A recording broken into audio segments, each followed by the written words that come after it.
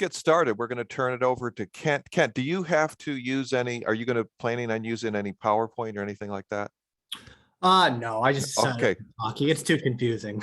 Yeah, it's easier on my part. So go ahead. Okay, right on. I'm gonna pull some stuff up really quickly. Happy to be here, by the way. I'm totally happy to be here. I've been in the Luxembourg network email for a long time, and then when this popped up, I was like, well, finally, I have something to say. So I've been in the DSA for a long time, and the thing that I hopefully I can kind of talk about today is at least what a lot of young people are thinking about this question about the Democratic Party, and try to answer not only what is the Democratic Socialists of America, like what the tendency with young people in there regarding the question of is the Democratic Party going to keep to their promises, but also I want to quickly touch on, because we don't have a whole lot of time, but I quickly want to touch on, what is independent, what can and hopefully should be independent elections in this country, in the United States specifically. So the Democratic Socialists of America are far from a revolutionary organization, and surely far from a socialist organization. At least a lot of us think so, at least. And in majority, it is composed of more middle-class college students who regularly lead on a tactic of running candidates to the Democratic Party in an effort to, what they say, push the Democratic Party left. And this is some type of an eventual goal, of course, of creating a workers' party. At least this has been the goal since 2019. But that actually seems to demonstrate a pretty popular current within not only young people that are interested in the label socialism, but also active sections of the labor unions in the United States, who in 2017, as I'm sure many of you know, came out with that resolution in the National Convention of St. Louis. It was very close to the type of positions the Democratic Socialists of America have been coming on. And it's basically the idea that we need a break with the lesser of two evils. Everybody that experienced the Biden and Trump elections were irritated, or I shouldn't say Biden and Trump, sorry. After the fact, absolutely. But the Bernie, Trump, Clinton, all of that very irritated, of course, the masses of young people were. But after that, a lot of people said, well, maybe the Democratic Party is not really the route that we need to take. So when the AFL-CIO National Convention met in 2017 and ended up pushing a resolution that said that eventually they were going to break with the lesser of two evils, it was the same standard call for breaking the lesser of two evils, but with the same type of language saying that ultimately the labor movement has to crawl before it walks. And so therefore it's going to keep working with the lesser of two evils. But eventually with the goal of maybe an independent labor party, which is pretty much what the DSA would kind of go for in 2019. But it's an interesting time for people like us that are, pure oppositionists to the Democratic Party and any of these capitalist parties, because it set an interesting precedent. Because this ultimate goal of an independent labor party is kind of an open door for discussion for people like us that want to say, well, why is that? Why do you want an independent labor party? Why is it necessary? And it's especially important to have these conversations in a time where there's hundreds of thousands of people that are absolutely disgusted at these two parties, right? They feel like they don't represent a damn thing for working people, and they represent some type of alien interest. And what's interesting is while there's this growing distaste for politics within working people, especially, there's also been very few consistent oppositionists to the Democratic Party when it comes to the left. Obviously, the Popular Front, when Dimitrov gave a speech in 1935, that set a pretty bad precedent that the United States socialists have pretty much kept to. And so, of course, we have very few political organizations. There's still a lot of good ones, of course, but very few in comparison that want to be completely against the Democratic Party and the Republican Party. And there's only one caucus in the entire DSA that I know of, and that's the Red Republicans, that will stay consistent in their opposition to the Democratic Party.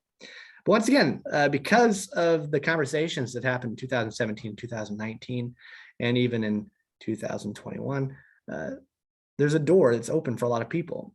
And ultimately, what we've had to lay out, people like us that want to push for independence, is that so many young people already are seeing that the Democratic Party isn't really in their interests.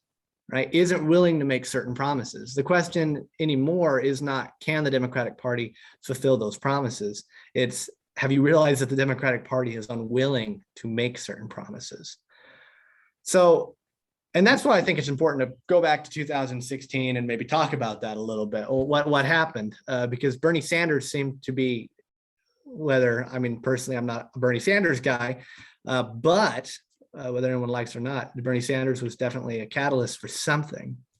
In his 2016 platform, he called for a $15 minimum wage. We called stronger language on criminal justice, marijuana legalization, fighting against bank executives to sit on a Federal Reserve boards, being tough on Wall Street, closing tax loopholes, and finally abolishing the death penalty. Now, if the question is, can the Democratic Party do some of these things? Well, the Democratic Party certainly could probably push for a $15 minimum wage, which wouldn't help working people, of course, as inflation goes up and up and up. And the root causes of why the cost of living is so horrible for working people is not actually fixed whatsoever. The Democratic Party can certainly have stronger language on criminal justice and not really change the fundamental contradictions that we're seeing. Marijuana legalization, we're already seeing this happen. Of course, they could fight against bank executives, at least publicly, having any relation to the Federal Reserve boards. But in the end of the day, it's not a matter of if they're physically sitting on them or not. They could sure as heck close tax loopholes in theory. They could probably abolish the death penalty. All these things are things which they probably could do. But what the Democratic Party can do is those things which don't fundamentally threaten capitalism or fundamentally threaten those things, which would actually shake up the ruling position of certain, what a lot of people are calling elites within this country. Meaning the Democratic Party has continuously brought about some even less than minimum demands, which may democratize a state or give better representation or so forth. But representation for what class and for who exactly is the question that a lot of young people are starting to ask.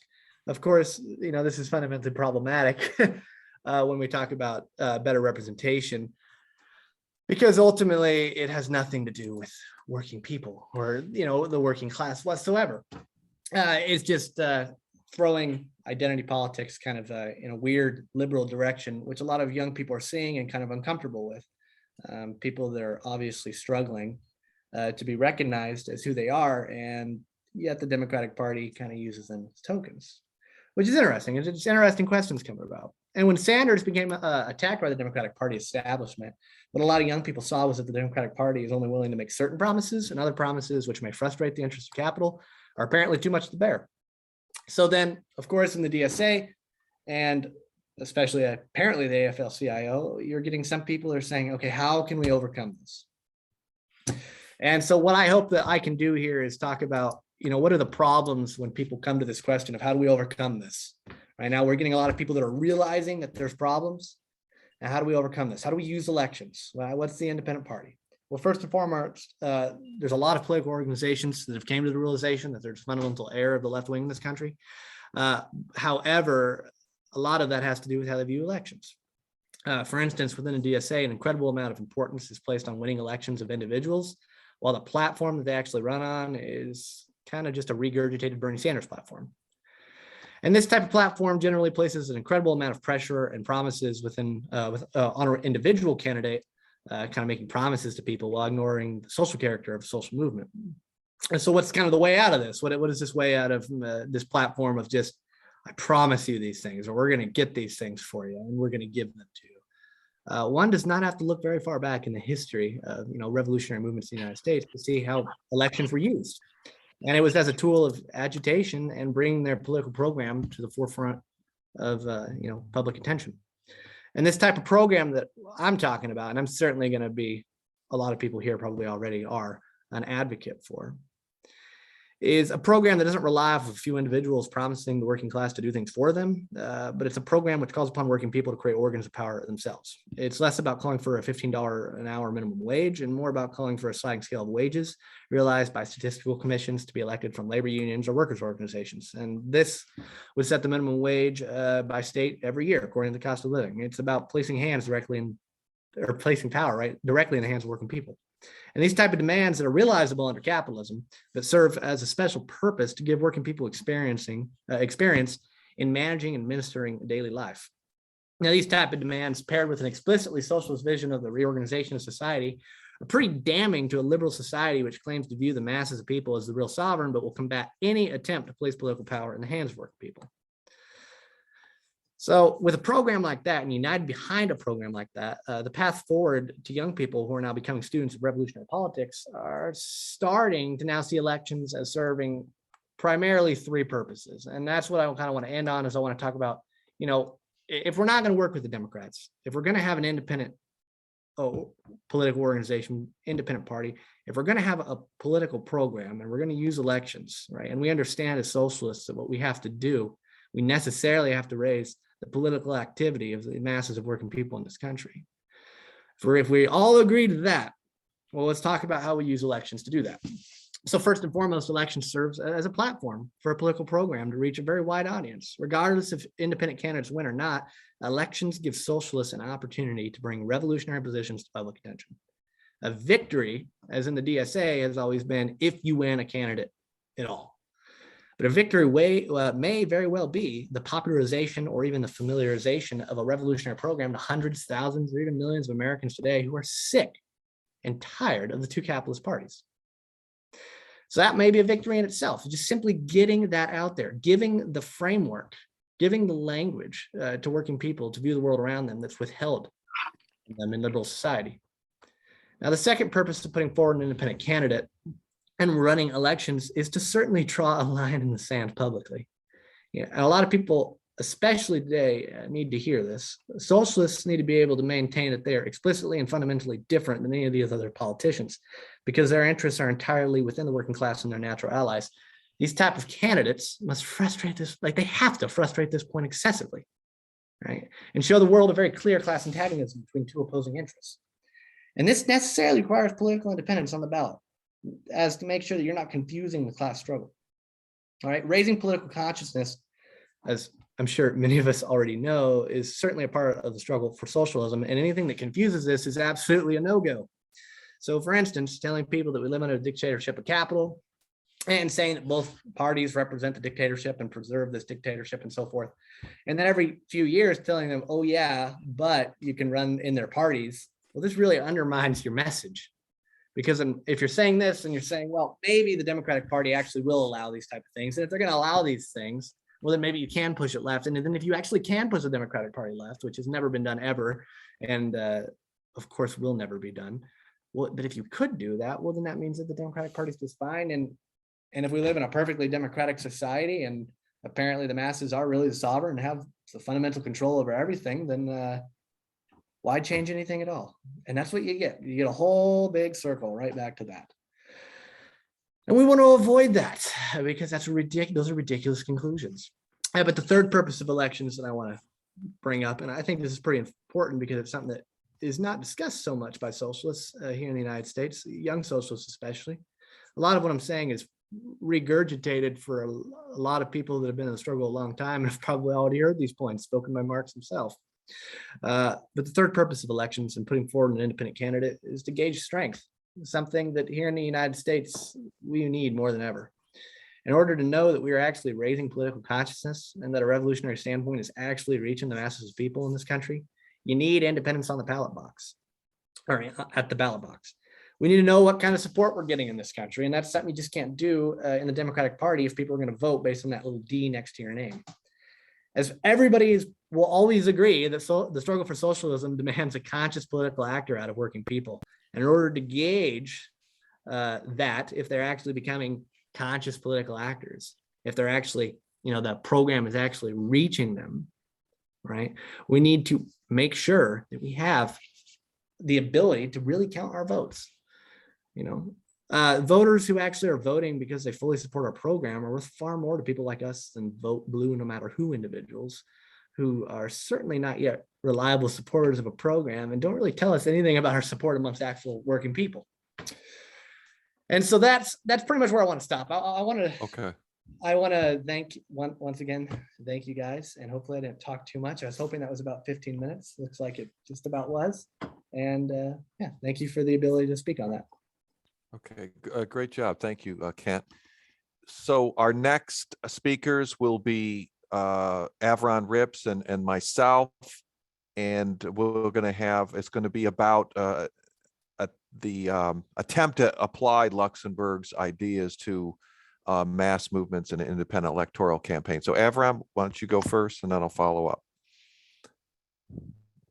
Yes, so I'll just begin with the fact that I'm coming from New Caucus, which is a union activist social justice group. And we basically started along with spontaneity, which is what Rosa Luxemburg was discussing in terms of a demonstration against the privatization of basically the privatization of schools and huge station. Within the context of that movement, there developed independent political action. The question that has come up is, and this is going to waylay into what you're going to talk about, which is the Jobs and Equal campaign, which also was involved in ending the Essex County concentration camp, which is basically an jail for blood money.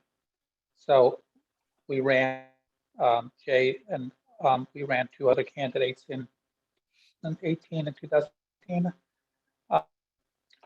And what you're going to talk, Jay will talk about this later, is the fact that how do you develop a movement which was out of this demands in terms of running independent campaign. And in addition to these demands, there was an assembly. So what was very interesting about this was a lot of people were really involved in this and motivated. And this structure, People's Assembly, is very to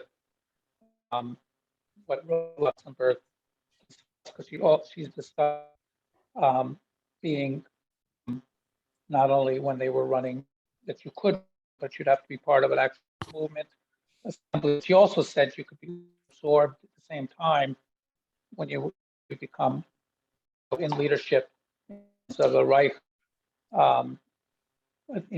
absorbed the bourgeois party, which is actually talking about when the Democrats, who are called, socialists, absorbed. And second thing, and of course we're in the early 20th century, is the of war, because we're seeing that when independent parties,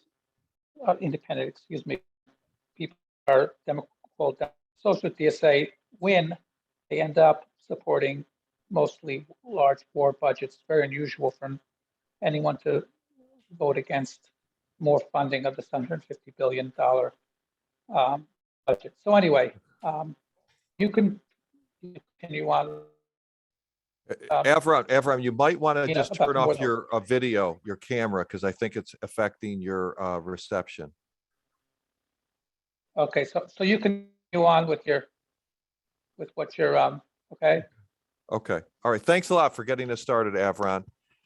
So yes, as Avram explained, I'm going to be discussing how ILN activists, International Luxemburgist Network activists in Northern New Jersey, applied Luxemburg's ideas to the movement to close the ICE concentration camps in Northern New Jersey and connect that to an independent electoral campaign, of which I was the standard bearer.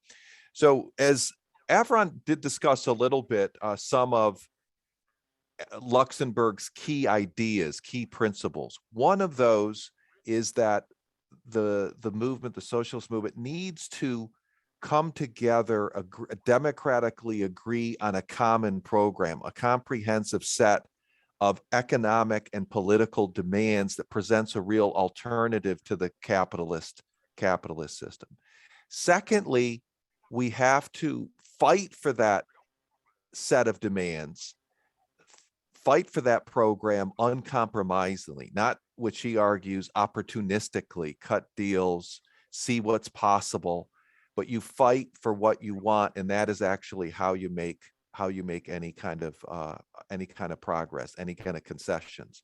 And thirdly, that you also need to have an arm. The movement has to have a democratically controlled arm within the electoral field, in which those candidates fight for that program, and they are democratically controlled by the base during the campaign.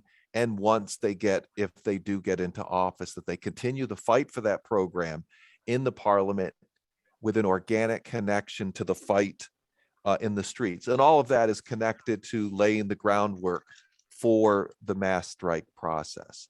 Now, before I get into the actual particulars of the New Jersey case, I want to give a little bit of kind of historical context for the movement that emerged to close the ICE concentration camps, and I'll explain what I mean by concentration camps in the post-Trump, in the Trump era.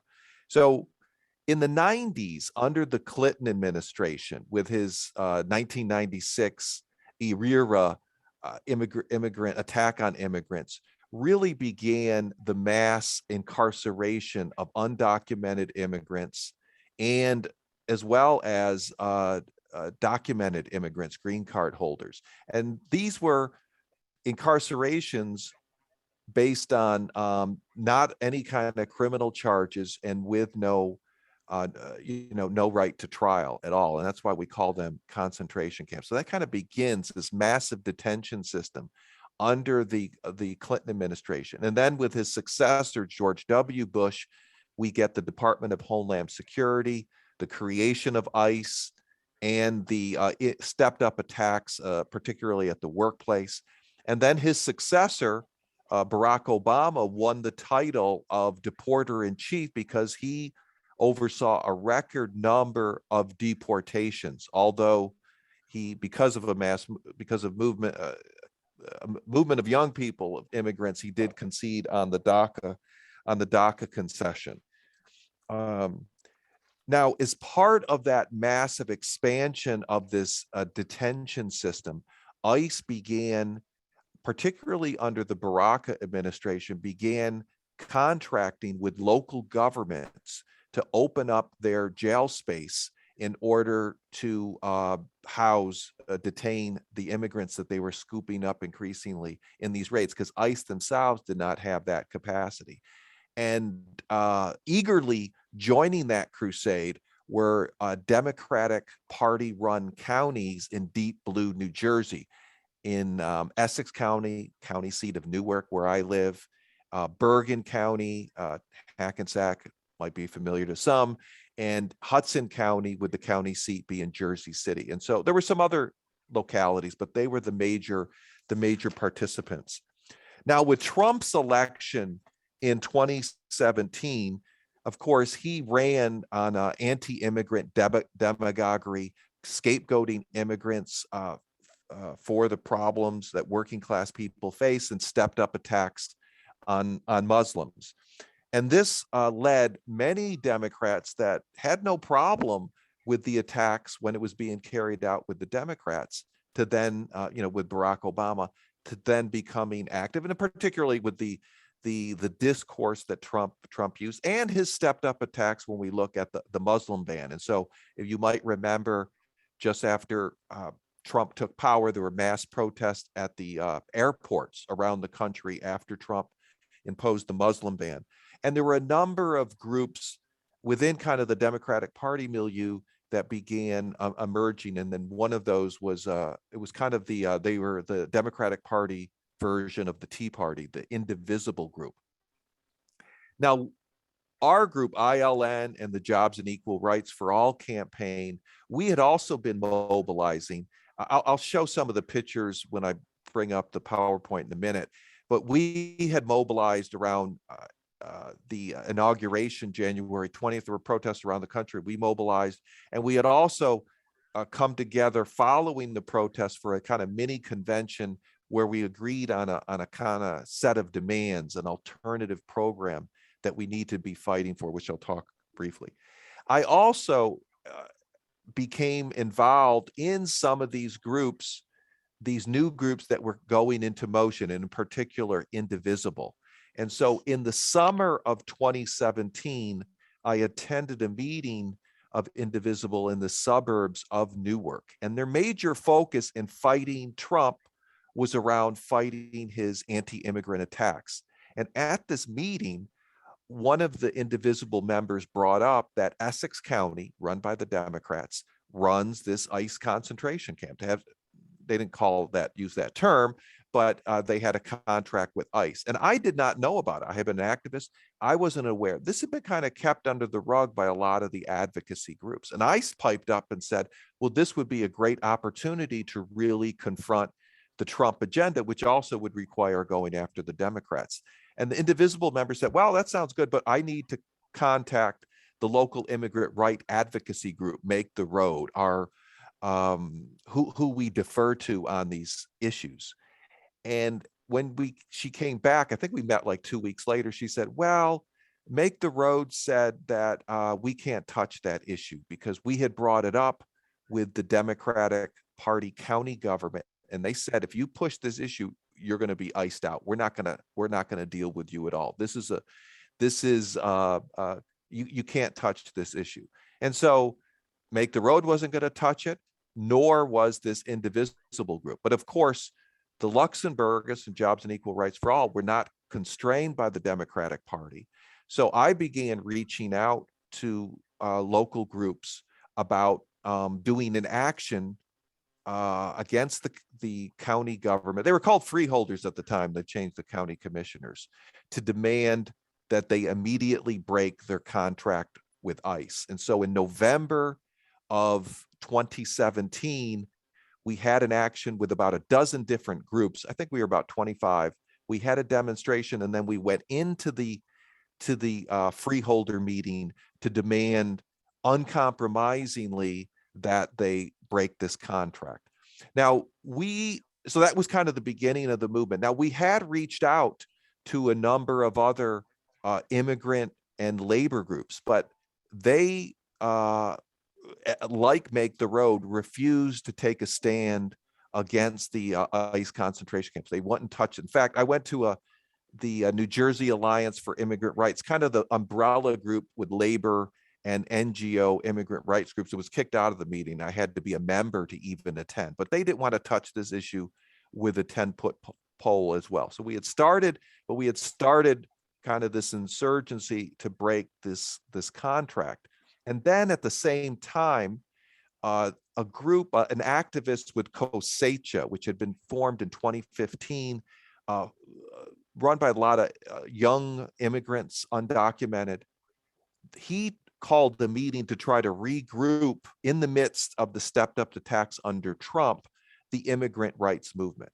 And the name that came out of it was the Resist the Deportation Machine Network. And we said, well, if we're going to be opposed the deportation machine, we obviously have to confront the ICE concentration camp right in our own backyard. And this became, for RDM, the Resist the Deportation Machine, became kind of the central focus of the work as they began meeting in the winter and spring of 2017. And so they began meeting, and so we met, and our group, some ILN activists, argued that we needed to come together. So we agreed on closing the concentration camps, but we also need to agree on what our broader points of unity, our broader demands are. And this, let me show our PowerPoint. Okay, let me bring this up. So this was our, okay, if everybody can see that, this was our set of demands, which revolved around and equal rights for all, and including ending all detentions and deportations, but equal rights for all who live here, and including the right to organize, the right to strike, which myself as a public sector worker and Carol Lang in New York City, in New York State, are barred from doing. So equal rights for all that linked immigrants and those born here. In addition, a demand for a mass public works and public services program, jobs for all, free public services for all, paid for by ending the wars and taxing the wealth and income of the billionaires and the multi-rich in the United States. And so we did agree on this, although some did not raise these demands as much as the ILN activists, understanding Luxemburg's insistence on agreeing and fighting for a broad program.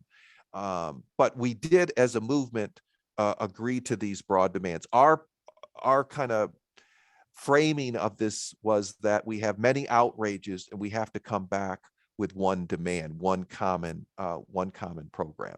Okay, and here are, let me move up here. Here are some of the actions that we carried out after Trump's election and the formation of the RDM. This is yours truly up in the left-hand corner. This was during the Inauguration Day action, the march through Newark. This is one of the Filipino group that was Akbayan, that was one of the members, one of the coalition members.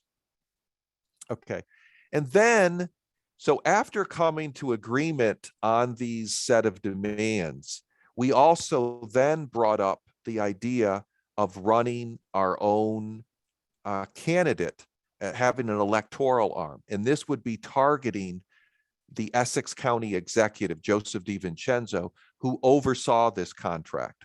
Okay. Now, obviously, the unions and NGOs who wouldn't even support the demand to close the ICE concentration camp, even more so would not support an independent electoral campaign going after a powerful Democratic official like Joe DiVincenzo. He was known as Joe D. We renamed him Deportation Joe. But even within our movement, there was resistance to the idea of independent electoral politics. Some of these were kind of syndicalist ideas, kind of expressed with Kosecha, we don't want anything to do with politicians. Others still tied to the Democratic Party. For example, the DSA chapter in northern New Jersey and central New Jersey, I think we reached out to. They were not interested at all in supporting an independent campaign, although members of the DSA were involved in the campaign to close the ICE jail, were involved in RDM. Likewise with the Green Party, they were kind of sectarian, they're going to run their candidates, but even though some of their members were also involved and the demands were very similar to what the Greens were fighting for, they were also unwilling to support kind of this independent electoral campaign. So some members within the RDM, the Island activists and others, held a mini convention where we agreed on a program, and they were the same as the RDM: jobs for all, free public services for all, make the rich pay, and equal rights for all. And I was nominated and selected to be the standard bearer to run against DiVincenzo, the county executive. And I was beholden to this as following Luxemburgist principles, which was democratically decided upon. I was beholden to the base to fight for this in the campaign. And if I was elected, would fight to implement that with an organic connection to the base that put me in office, the movement that put me in office. And so this was the summer going into the fall of 2018 now. We're coming into, so we're going into a year now that we launched this campaign. And we had, again, we were running the campaign, but it was organically connected to the movement. which continued to grow. And so here are some of the photographs of some of our actions. This is where in the middle here, where we confronted Joe D at an event he had at a public park. I think it was the opening of the Cherry Blossom Festival. And so this was the first time we could go face to face. Up here in the left-hand corner is during December at the county commissioner meeting, where we would regularly speak out. And we use that as a platform. Now, DiVincenzo would never show up at these, so we had to search him out, such as this festival. But we would go up to the county commissioners, who also had the authority to end this contract. This up on the right-hand corner is the Essex County office of DiVincenzo, where we launched our campaign. These are some of our banners. Eric Lerner on the bullhorn, who will be speaking following my presentation. Here down in the corner is an action that we did at the Newark City Council to demand that they come out, because the concentration camp was located in Newark. Okay, and this is our campaign poster, which we had in Spanish, Portuguese, which is up on the left-hand corner, and in English. And I think we had Haitian Creole as well. And we put these up all over the city. Some were torn down, as you can see in the left-hand side. Okay. And then we also had direct action protests. And so this is in June of 2018. The election was in November.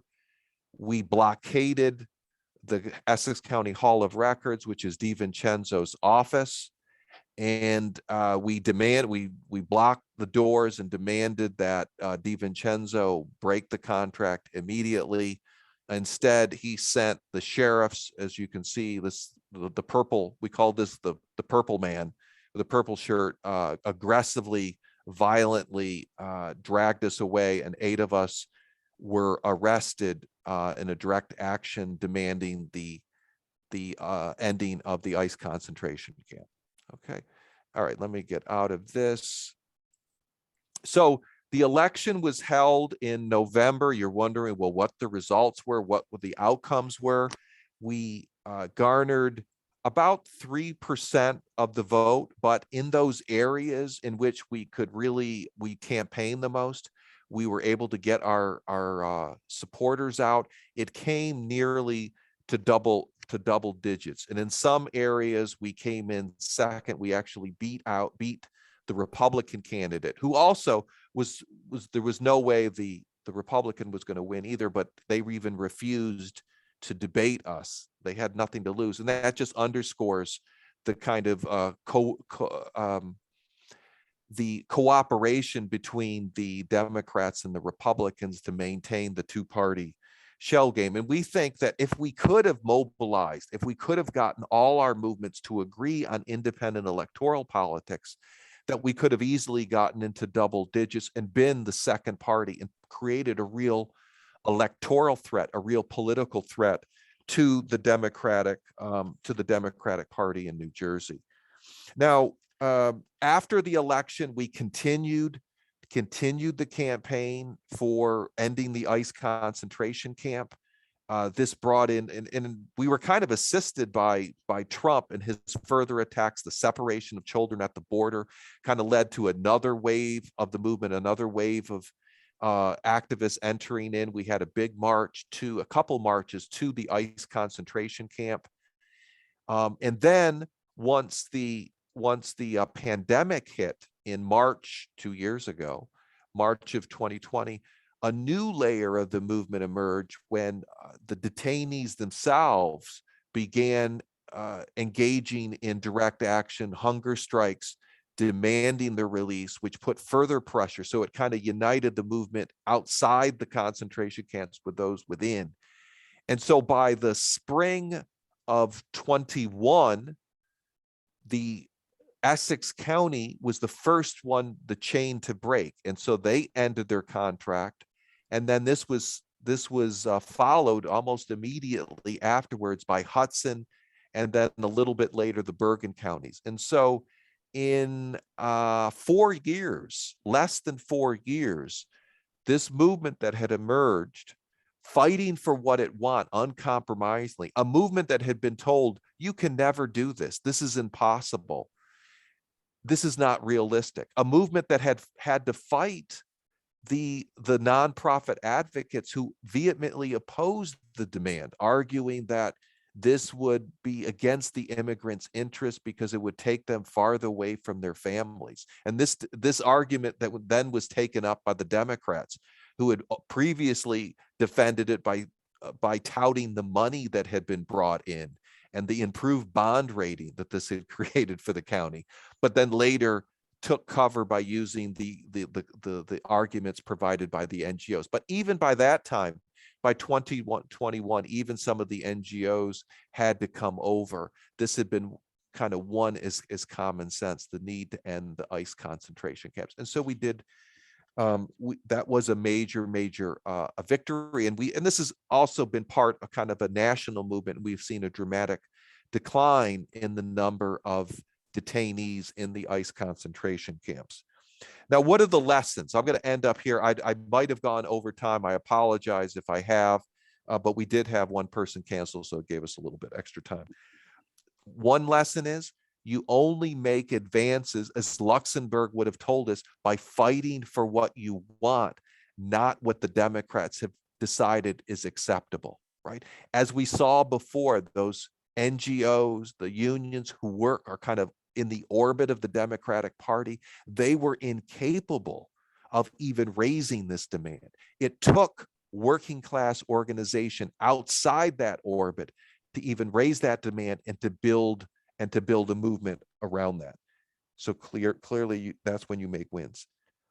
Also, but to really win the world that we want, so this was important, an important victory, but to really win the world that we want, we have to build a movement, right, that unites all our struggles, right, under the realization that we can only really win the world that we want and the demands that we have if we have a united front fighting for a common program.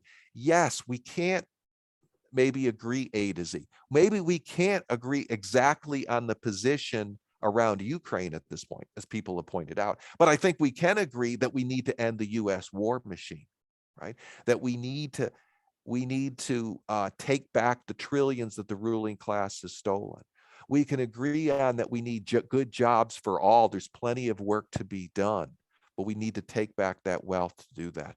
And we need free public services at the College of Staten Island, but not only there, right? Free public education and free public services in general. And that to win this, we have to have independent electoral politics, democratically controlled. We have to do a Luxemburgist version of independent politics where we agree on a common program. And those that we run are democratically controlled by the base in the campaign and once they get into office, right? And we can, the experience of Biden and the betrayals that the Democratic Party base have faced, right? And the failure to really fight for any of those promises underscores that the only way we're going to make any advances, the only way that we're going to get any concessions is if we have a democratically controlled movement fighting for the world we want, and that we have a democratically electoral arm as part of that movement. I'm going to end here, pass it over to my comrade, Eric Lerner with the Luxemburgist Network, and I look forward to a vital and vigorous discussion.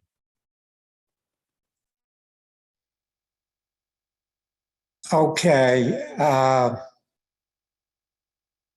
Thanks, Jay. Let's see. So I have to do share screen. Okay.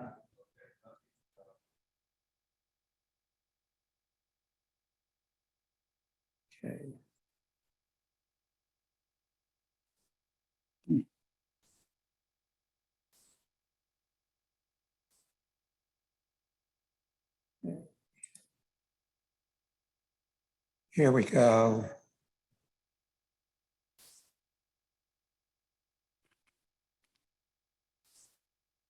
Okay, can everybody see that? Yep. I assume so. Okay, so I'm talking. Jay, are you? I'm hearing an echo. Oh, I have to, sorry. I have to, Eric, I think you have two devices. That's what you have. yeah, two I'm devices sorry, on. I have to turn it on.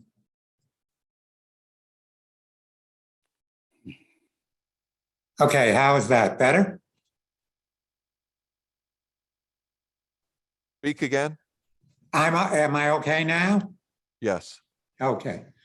So what I'm talking about is hatching independent electoral action and what I think are the four pillars of electoral action.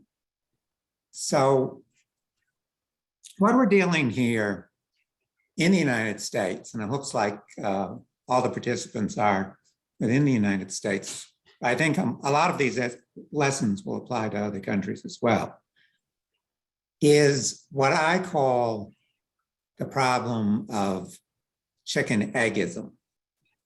And the chicken egg argument is what we've been encountering for the last 80 years or so, which is that no independent parties have either come to power in the US or become the main oppositions since the Civil War. So leftists shouldn't waste their time building independent parties.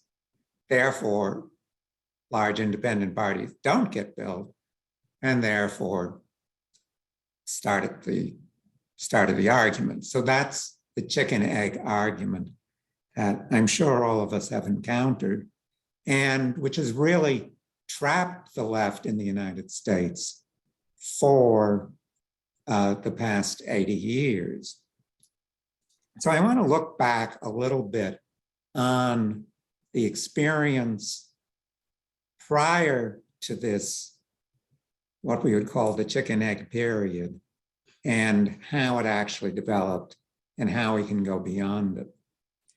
So if you look back to the first half of the 20th century, there were actually at least 3 serious efforts to build a party independent of the Democrats. And we have the period of the Socialist Party from 1900 to the start of the World War, 1914. The Communist Party from approximately 29 to 35, and then the Henry Wallace campaign after the war.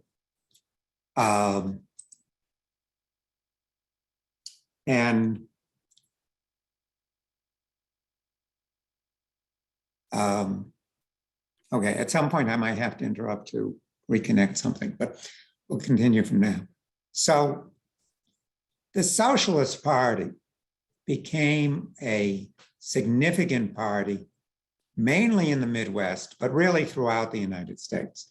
It ran and elected candidates to local office, mayors, including of major cities, city council people,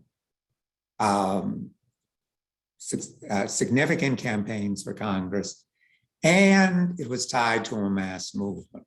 Socialist Party members participated in militant labor movements like the IWW, the Wobblies, and the party under the leadership of Debs organized against this First World War and faced enormous repression as a result.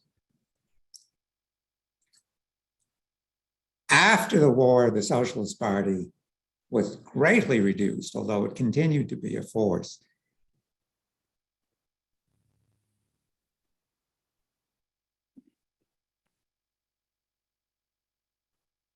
Okay. After the revolution in Russia and the establishment of the Soviet Union, the Communist Party rivaled the Socialist Party, and after, of course, the onset of the Great Depression, Communist Party came to rival and surpass the Socialist Party, and during the period of 29 through 35, ran its own independent candidates and was very much active as a mass movement, being in the leadership of the unemployed movement, very active in the establishment of the new unions under the CIO, and organizing alternative social organizations to draw working class people together, including social organizations such as youth camps, summer camps. I have a strong personal connection to this period as my parents met on the bus home from a communist youth camp in New York, Camp Unity. So without this mass movement, I wouldn't even exist. As Kent mentioned, the communist parties internationally under the leadership of Stalin made a sharp turn to the Popular Front in the period of 1934 to 1936. And by 1936, had converted what was a united front with the other socialist forces to fight fascism into a much broader front that supported bourgeois capitalist parties. And of course, in the United States, that meant support for the Democratic Party. So that Popular Front period, and almost all of the arguments that we hear today of lesser evilism all started back then. And many of the Communist Party pamphlets, if you read them from 36 on, they sound almost identical to what leftists say about the Democrats today. The communists briefly broke from the alliance with the Democrats during the early days of the Cold War, when at the time of the 1948 election, that should be 48, but anyway, both the Democrats under Truman and the Republicans under Dewey were campaigning on a harsh confrontation with the Soviet Union, which had only 2 years earlier been the most significant ally in the World War with the United States. Henry Wallace had been Franklin Roosevelt's vice president, but was dumped from the ticket in favor of Truman. He broke with the party and launched his own independent campaign for president. The communists fairly opportunistically took this Democratic Party politician who was willing to break with the party and turn that into a political campaign. Encountering many of the contradictions that Kent mentioned about people who have one foot in both camps, because of course, for the past previous 9 years,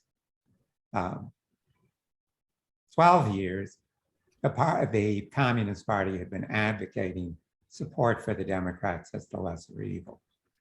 The Wallace campaign garnered about 2% of the vote and basically fell apart.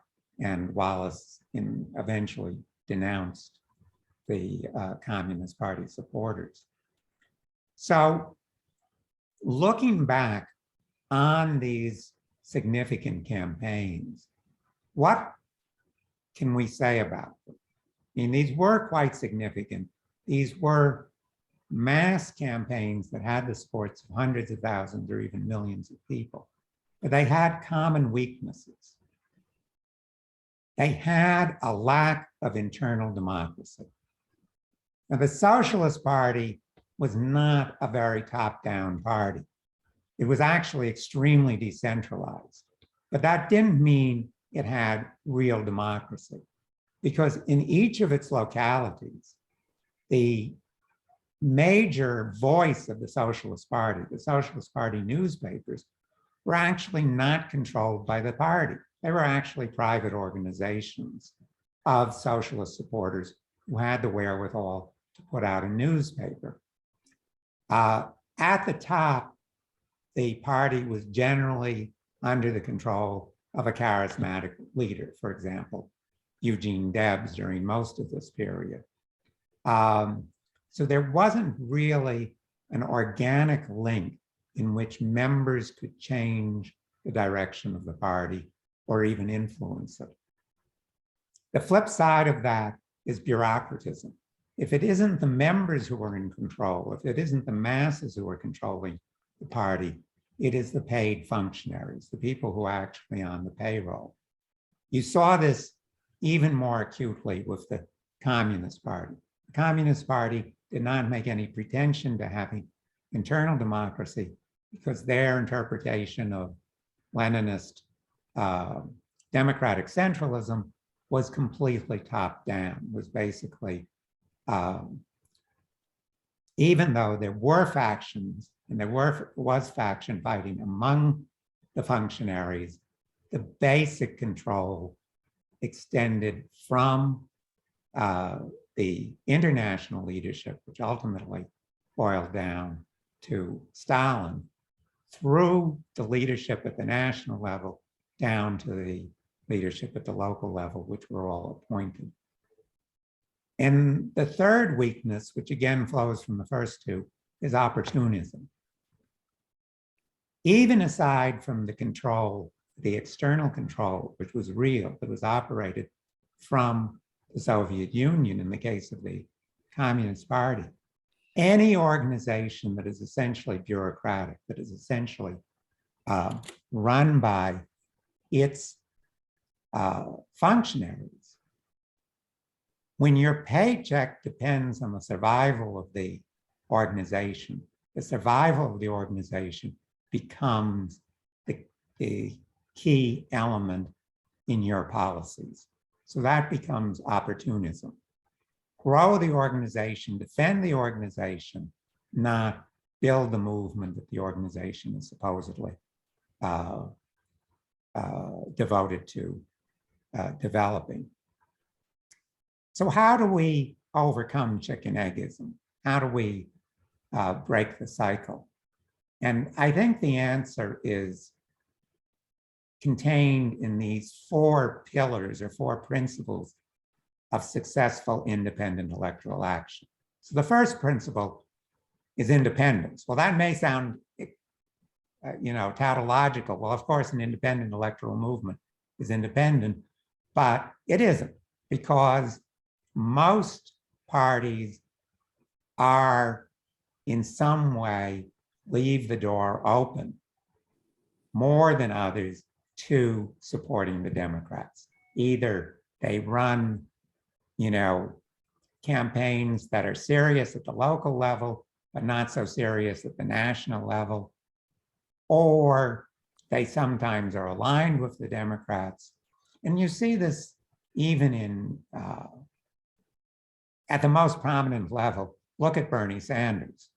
Bernie Sanders is not a member of the Democratic Party. He was elected by the electors in Vermont many times to electoral positions as an independent. He represented Burlington as their mayor as an independent. He represented the state in Congress as an independent, and he owes his present position as senator. He was elected as an independent, but he caucuses with the Democrats, and paradoxically, he ran twice for the Democratic nomination. And many people pointed out the huge contradictions that involved. But as Ken said, you can't have independent electoral action if it's on again or off again. There has to be total independence. Second, you need a program that speaks to the actual needs of the working class. Jay talked about the essence of what that program is today. And looking back, this is a strength of the previous movements. The Socialist Party, the Communist Party actually had strong programs, but program is not enough because of the other weaknesses that I mentioned. Third, you need a connection to mass action. You cannot run an electoral campaign, an electoral party that is purely aimed at electoral action, at getting elected, at changing the government from within.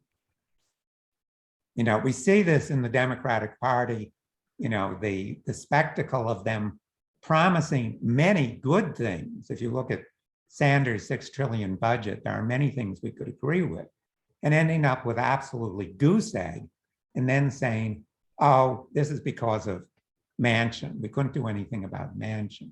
But there was no, obviously, there is no connection between the Democratic Party and a mass base, a mass action.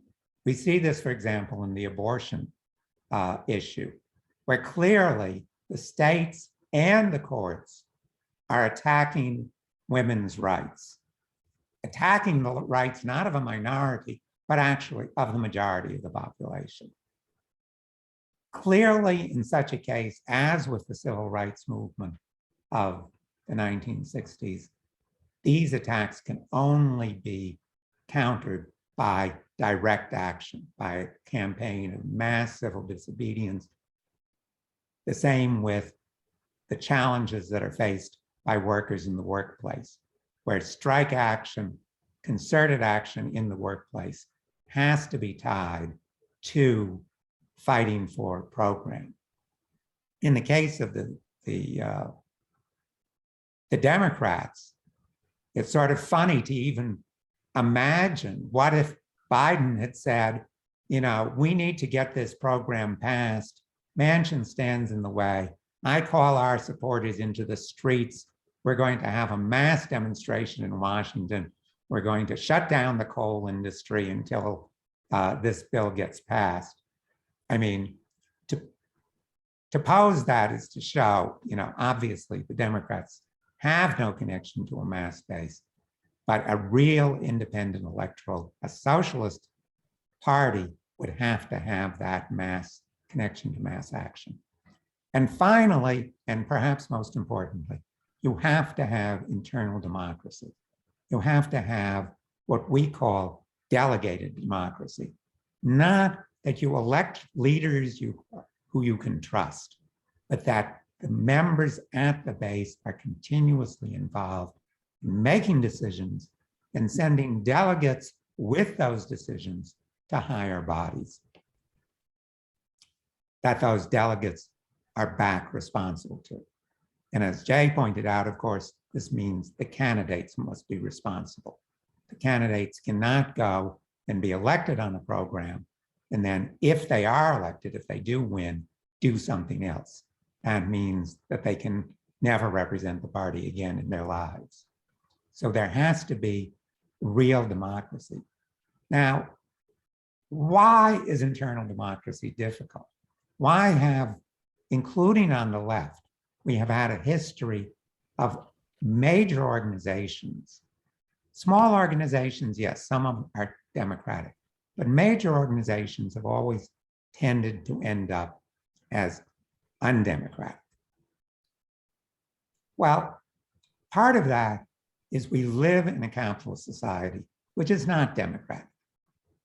Representative democracy is a way of running a capitalist society, of working out its internal conflicts, presumably without violence or a minimum of violence. But it doesn't mean real democracy. It means you say, okay, we trust Joe. Joe, go do the best for us as a leader, as a decision maker. It doesn't mean we make the decisions. So since that organization, hierarchical organization, decision makers, not decision makers, is the universal pattern throughout capitalist society, it makes sense. People are used to it. That's what they expect, including in their own organizations. Second, there's a practical problem. Democracy really takes a lot of time. It takes a lot of time to make decisions, to discuss them. I have to be aware of my time. Generally, only in a mass movement, in mass strikes, in critical periods, do people actually have the time, because they're stopping work, to discuss these? So there's a critical, practical problem in having real democracy. So how do we get this internal democracy, and how do we sort of crack the chicken and egg problem? Well, the essence of this is acting in the brief periods where people know that it's essential to break out of the capitalist ways of doing things because their lives depend on it. Those are the periods that we call pre-revolutionary. So what I call, it's catching the wave. Because if you organize a political party long before a pre-revolutionary situation, by the time the pre-revolutionary situation comes along, you're already got a bureaucratized party. If you wait until the revolutionary period, the period of mass strikes, the period where political power is actually in question, such as, for example, the period of 1968, especially in Western Europe, where political power, the question of who rules, was actually in question. You're too late, because people simply do not know what to do in that situation. And the situation moves too rapidly for sufficient education organization to take place. So you have to develop these organizations in a pre-revolutionary condition. Pre-revolutionary condition, people have different definitions, but I define it as an objective situation in which capitalism cannot move society forward, either temporarily or permanently. And the working class faces a choice between revolution or annihilation. In the period since the onset of the pandemic, and obviously with an escalation in the present period of open warfare, that is becoming more and more of a realization. This country has lost 1 million people in the pandemic.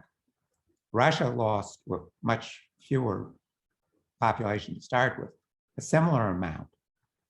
Obviously, when the president of a nuclear-armed country starts to talk about the possibility of nuclear war, people pay attention to that possibility.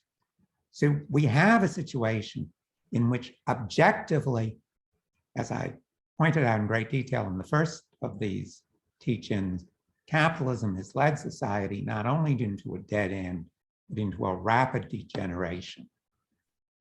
In this situation, the possibility grows for millions, tens of millions of workers to get the realization that they cannot do business as usual. So this is an opportunity for building democratic counter-institutions and promoting what I call the mass strike cycle. Where does independent electoral action fit in? Kent absolutely raised some of the key roles of independent electoral action. But one of the roles that was not mentioned is as a school for democracy. Independent electoral campaigns can be a school for how democratic workers' democracy functions in a context where people within the campaign are considering the whole range of issues that confront the working class, which today is much easier to consider in an electoral campaign than in a single fight, for example, for union representation or against privatization and so on. That strengthening of delegated democratic institutions within an independent electoral action, in turn, sows the seeds for the development of workers' program and the promulgation of workers' program throughout the working class, the knowledge that we have common interests, that we are a class with common interests, provides the preconditions for mass strikes breaking out, for knowing, as in the 1930s, that a strike by the longshoremen is not just a strike by a longshoreman, but is a strike that affects the entire working class. And for example, in 1934 led to the general strike in San Francisco, which Steve Zeltzer is very familiar with. As a labor historian, not as a participant. So independent electoral action, the formation of independent parties, can promote that cycle even within the limitations of a pre-revolutionary situation. So I'm going to wind up with a modest proposal. We're talking about the link between education and action. These teachings have been about education. We want to link them to action. And one small proposal we want to discuss, maybe not so small, is the idea of having, in a month or so, time to the election cycle in the United States, a national online convention to democratically agree on a basic program for multiple independent candidates to run on. So hopefully 6, 7, maybe even a dozen candidates for various offices, for Congress, for state offices, for local offices, could say, we are running on this common program. It doesn't matter what's at the top of the line, whether it's jobs and labor, equal rights for all, or whatever party affiliation, but that we are consciously running and are responsible to a common program. And this would be as a modest first step towards starting to draw together the sort of coalitions that a number of us have been talking about that can lead to broader independent electoral action. So I also have run on too long. So I will wind up there and let's start the discussion. Thank you. Good idea. Mm-hmm. I just wonder how you'll organize it and get it. Hey, so let's, if you could raise your hand and then we'll maybe take a few questions and then we'll give our panelists, including myself, an opportunity to respond. Okay. Let me see. Is Carol here? I thought she would. Okay, Jamie, why don't you go ahead? And then Shirley, you have your partner has a question, Yes. I think. Okay, Mhm. Jamie. Go first. Yeah, okay. No, go ahead, Jamie. Jace, and then Thank you. Steve, and then, well, Steve, and then Shirley, and then Steve. So I guess my question is, I'd be more than willing to drop stuff in order to go help out with this sort of thing. But my question becomes, I still need to live. So, are these positions kind of paid for these campaigns, or because these are important, obviously, because we don't get to there's no ifs, ands, or buts about it, but rent's still got to be paid. Right. Okay. All right. Jay, and then Shirley. Oh yeah. Okay, I'm Gil, and I should maybe mention that my real connection to socialism was I was the pastor of Frank Zeidler, the last socialist mayor of Milwaukee. Oh, wow. And, Okay. he convinced me of utopian socialism, which is what he talked about a lot. But anyway, as a pastor, I deal with a lot of people, an inner city pastor, I should add. I dealt with a lot of people, and I'm retired now, but a lot of people who were poor and were not making it. But there are enough systems in operation in a large city like Madison or Milwaukee that provide basic necessities. This is not the time of the peasants and the factory workers who were abused with long hours and poor working conditions and dangerous situations. We have a lot of safety nets now. And the pain is nothing near to what the pain of most of the people in the time of Luxembourg. Okay. And so how do we motivate these people in need to come to, even, I love the idea of setting up a nationwide convention Mhm. of some kind, but how do you get these Okay. people who are being abused and Okay. not enjoying the benefits of this great, rich country? Uh-huh. How do we get them in suffering? I don't know if you Okay. want to make them suffer, but Okay. they just aren't suffering like that. Okay. All right, Steve, thanks, Steve. Yeah, well, I think that we have to look at the history of the working class in relationship to the class struggle in this country. And that means the role of Stalinism in diverting the working class to first oppose Roosevelt, then support Roosevelt, and keep the working class contained to the Democratic Party. And the union bureaucracy, which in the United States is a pro-imperialist, pro-capitalist trade union bureaucracy. And we can't get around that. Revolutionary socialists can't get around the fact that the AFL-CIO and the national trade unions are supporting capitalism. They're supporting the war, as a matter of fact. They're supporting NATO. And that means a political struggle in the unions against the trade union bureaucracy. They are in favor of class collaboration openly and in favor of supporting the bosses, working with the bosses. I don't know how you can avoid that question. So historically, the left, the communists in the working class have tried to either form new unions against the pro-capitalist unions, Gomperism, or go inside and try to reform it. So I think the United Front Committee for the Labor Party says we want to unite with workers on class struggle issues, against privatization, against union busting, to unite all workers to organize Amazon and all workers. But at the same time, we want to politically fight the trade union bureaucracy. And I don't think you can avoid that struggle inside the unions, which is central. The unions are supporting the war, and also they take $75 million a year from the National Endowment for Democracy for imperialist interventions around the world, labor imperialism.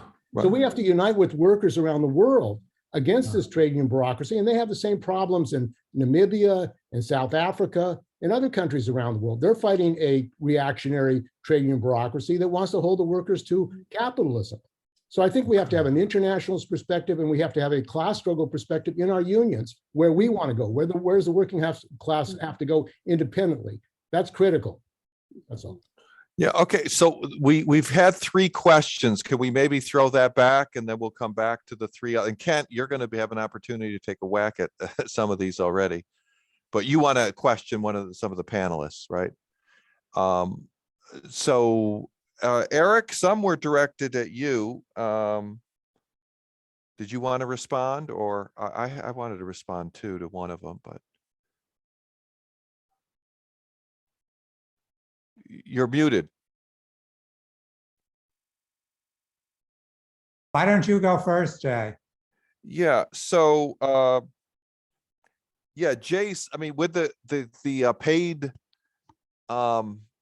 yeah, we would love to be able to hire people full time, but we don't have those resources, and that's our campaign for Essex County Executive. That was just kind of our contributions, and I was working full time as everyone else on our campaign. I mean, if we had a big enough movement, yeah, we would be able to hire people full time. Although I think the ideal situation would be that would be rotated as well, that we wouldn't have these full-time officials that which kind of contributes to this bureaucratic layer that is a problem for democracy. As for Steve, on the fight within the unions, obviously that is an important fight.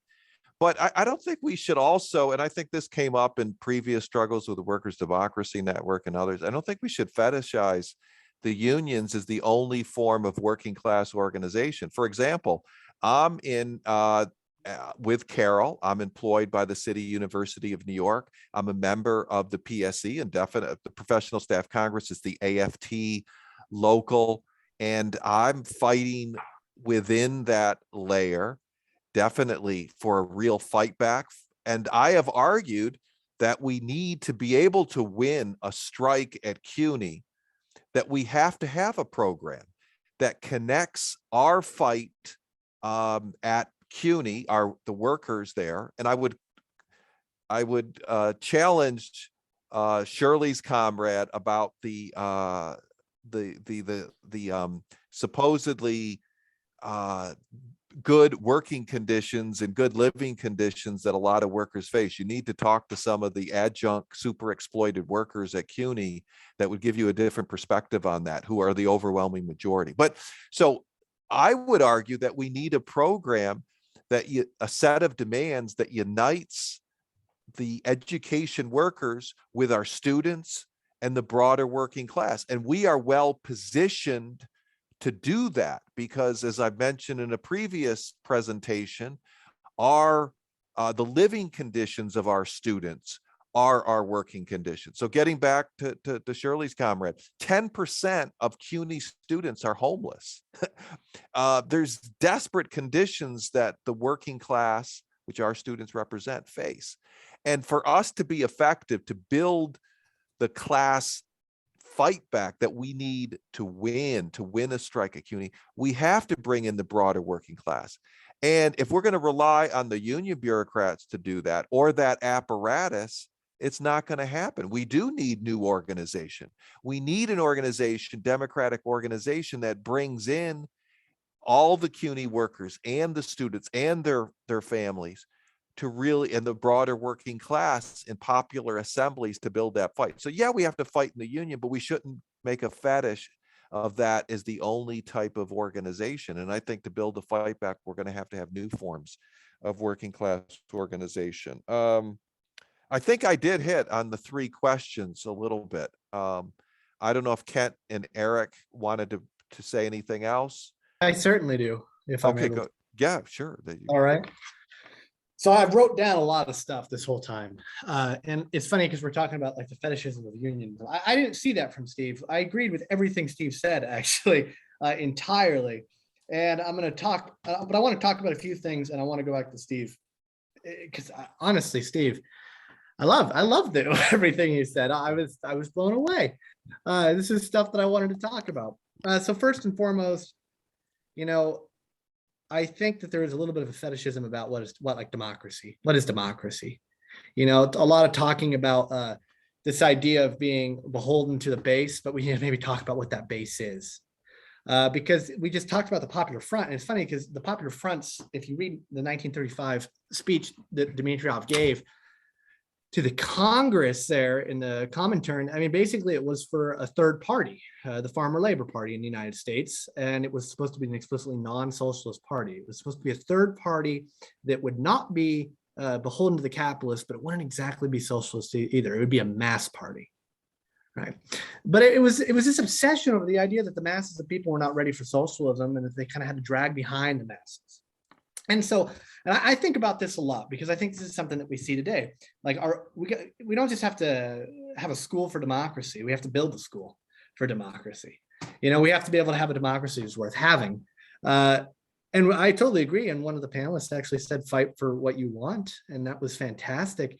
And I think one of the most important things that Rosa Luxemburg ever said was, one of the most revolutionary things that we could ever do would be to say the truth very, very loudly. But then one of the other most important things that Rosa Luxemburg ever said is necessarily, right, what we need to push ahead to the victory of socialism. We need a strong, activist, educated proletariat and masses whose power lies in intellectual culture as well as numbers, right? And I see a lot of people today that want to talk a lot about numbers, but they don't want to talk about the quality. They don't want to talk about raising the political capabilities of the masses of people. And so the democracy that, that people like me want to see, right, in organizations is a democracy that's worth having, right? Not following backwards tendencies within the working class. So that's not something necessarily I'm interested in. And I don't think anybody here is necessarily interested in it.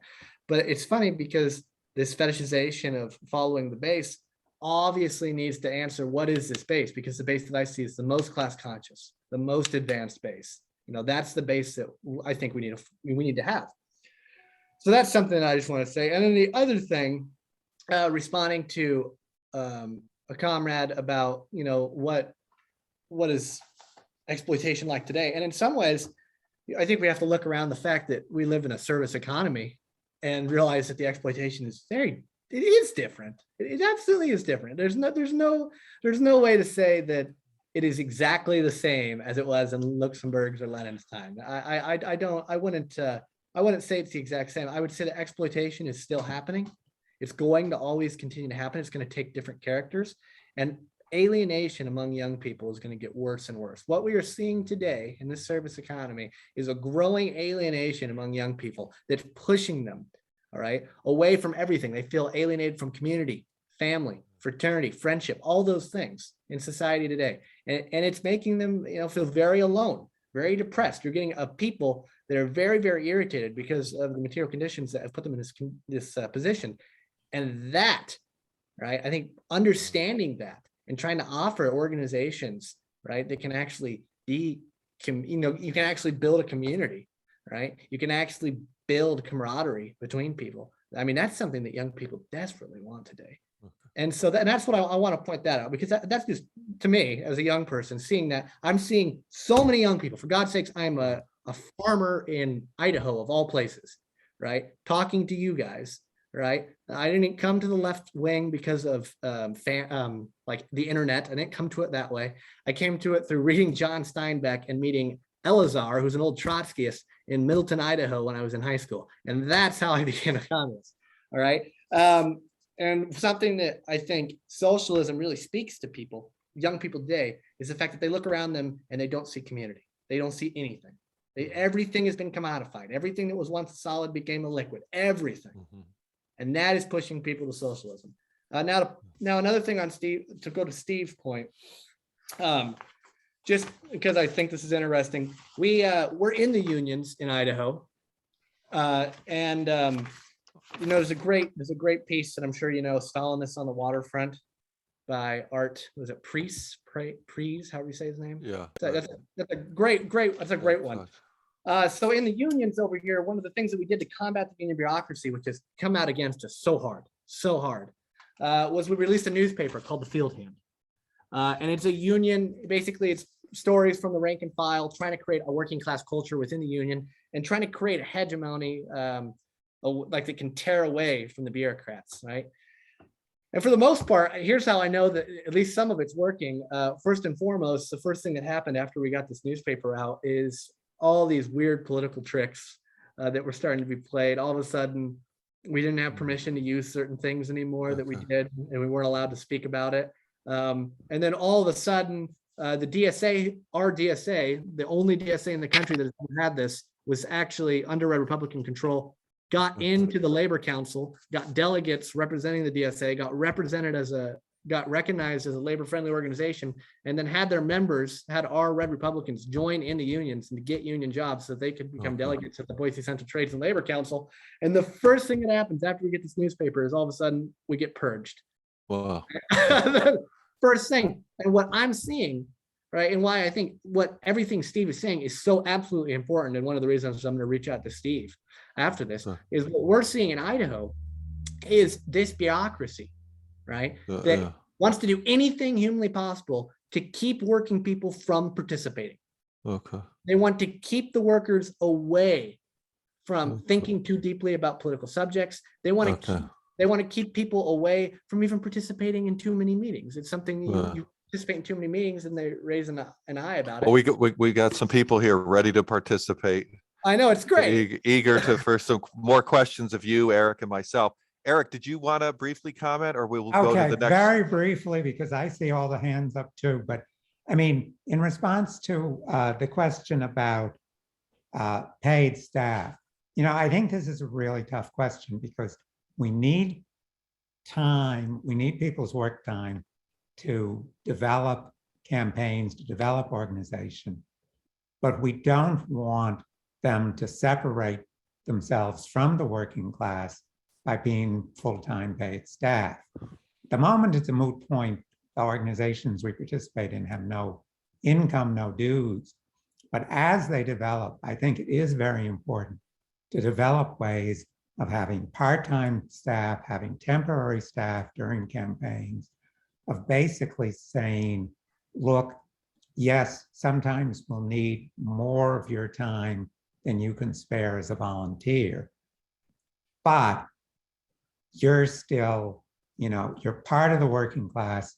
Your primary, occupation is not going to change. I think that the idea of professional revolutionaries, which came from a much earlier epoch, is really a bad idea. We need revolutionaries who are embedded in the workforce.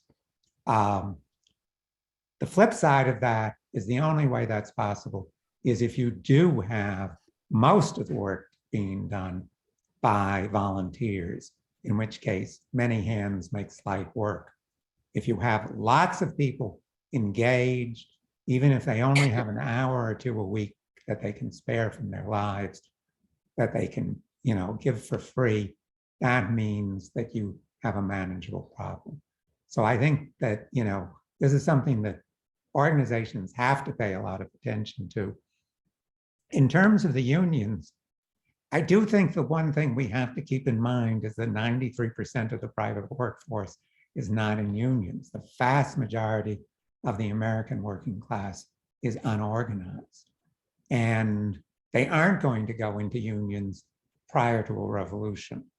The mass strike pamphlet of Luxemburg emphasizes, and it's a point that is absolutely valid today, that mass strikes have to be based on the collaboration of unions and unorganized workers coming into organization through revolutionary organizations, strike committees, and so on, that are outside the unions. Of course, Steve, we absolutely agree.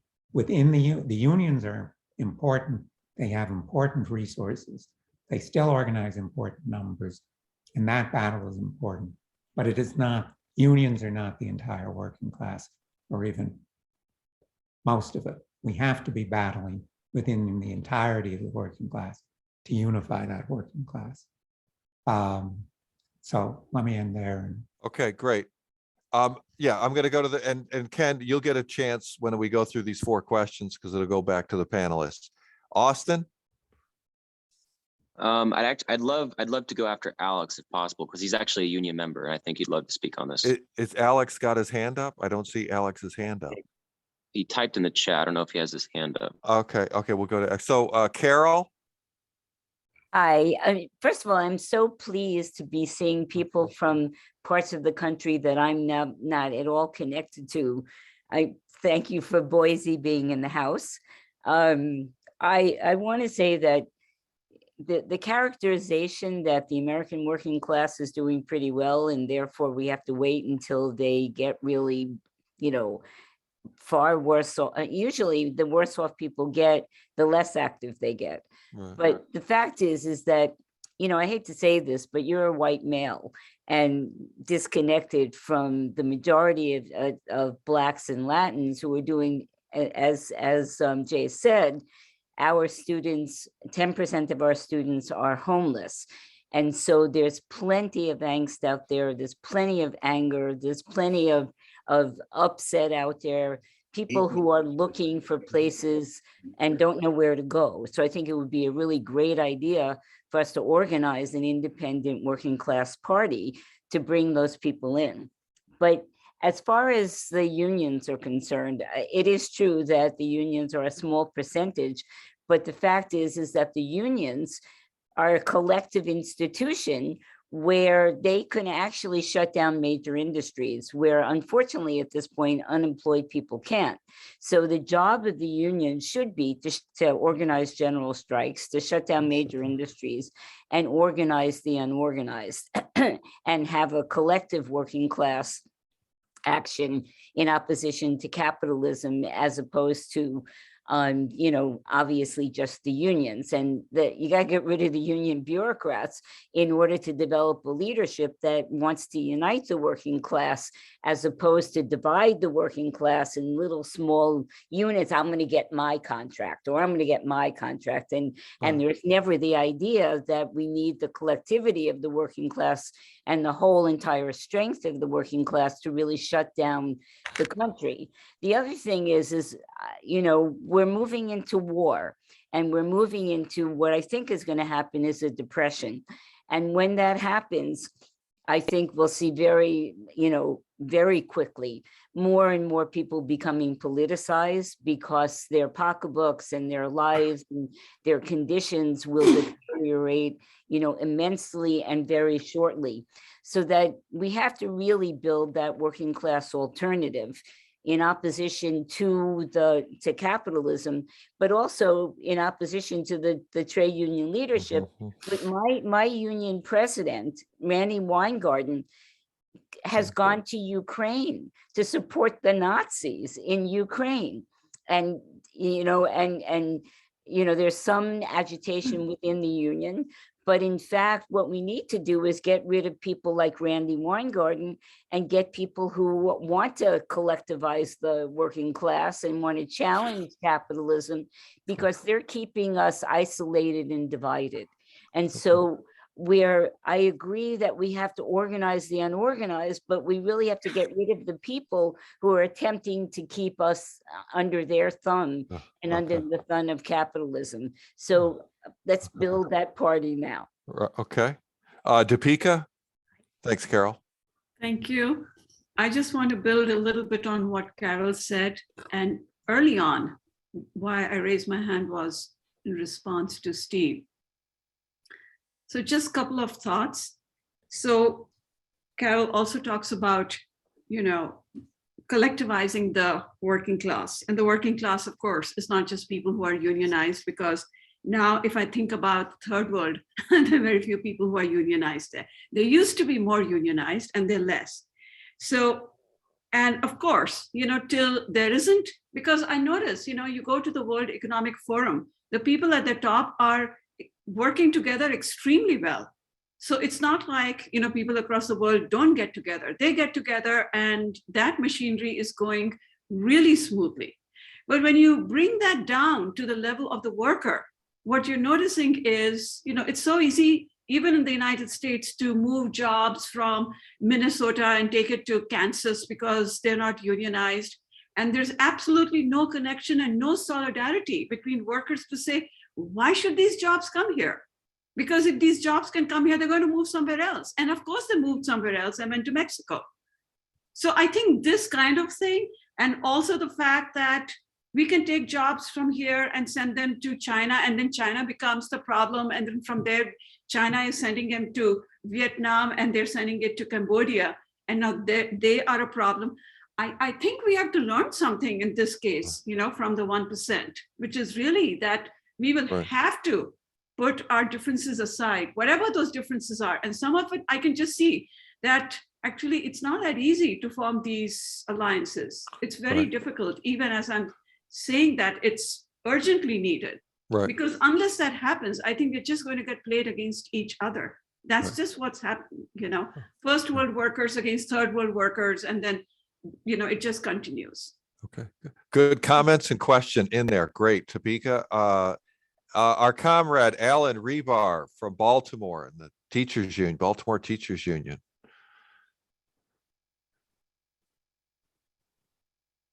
Alan, are you out there? Hello. Yeah, go ahead. Hi. Thanks for calling me. I wanted to just say a few words about the Working Class Party, which I'm just a member of. I'm not an activist or anything, and make a few other points about some things folks said, and I think the panelists might be interested in some of these things. So there's a group called the Working Class Party, which got on the ballot in Michigan several elections back.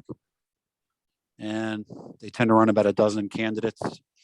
And they're doing like local elections, local county and state and federal. And I think in some local elections for things like school board member, or things that we don't usually think about running candidates for on the far left, they've gotten up to 20%.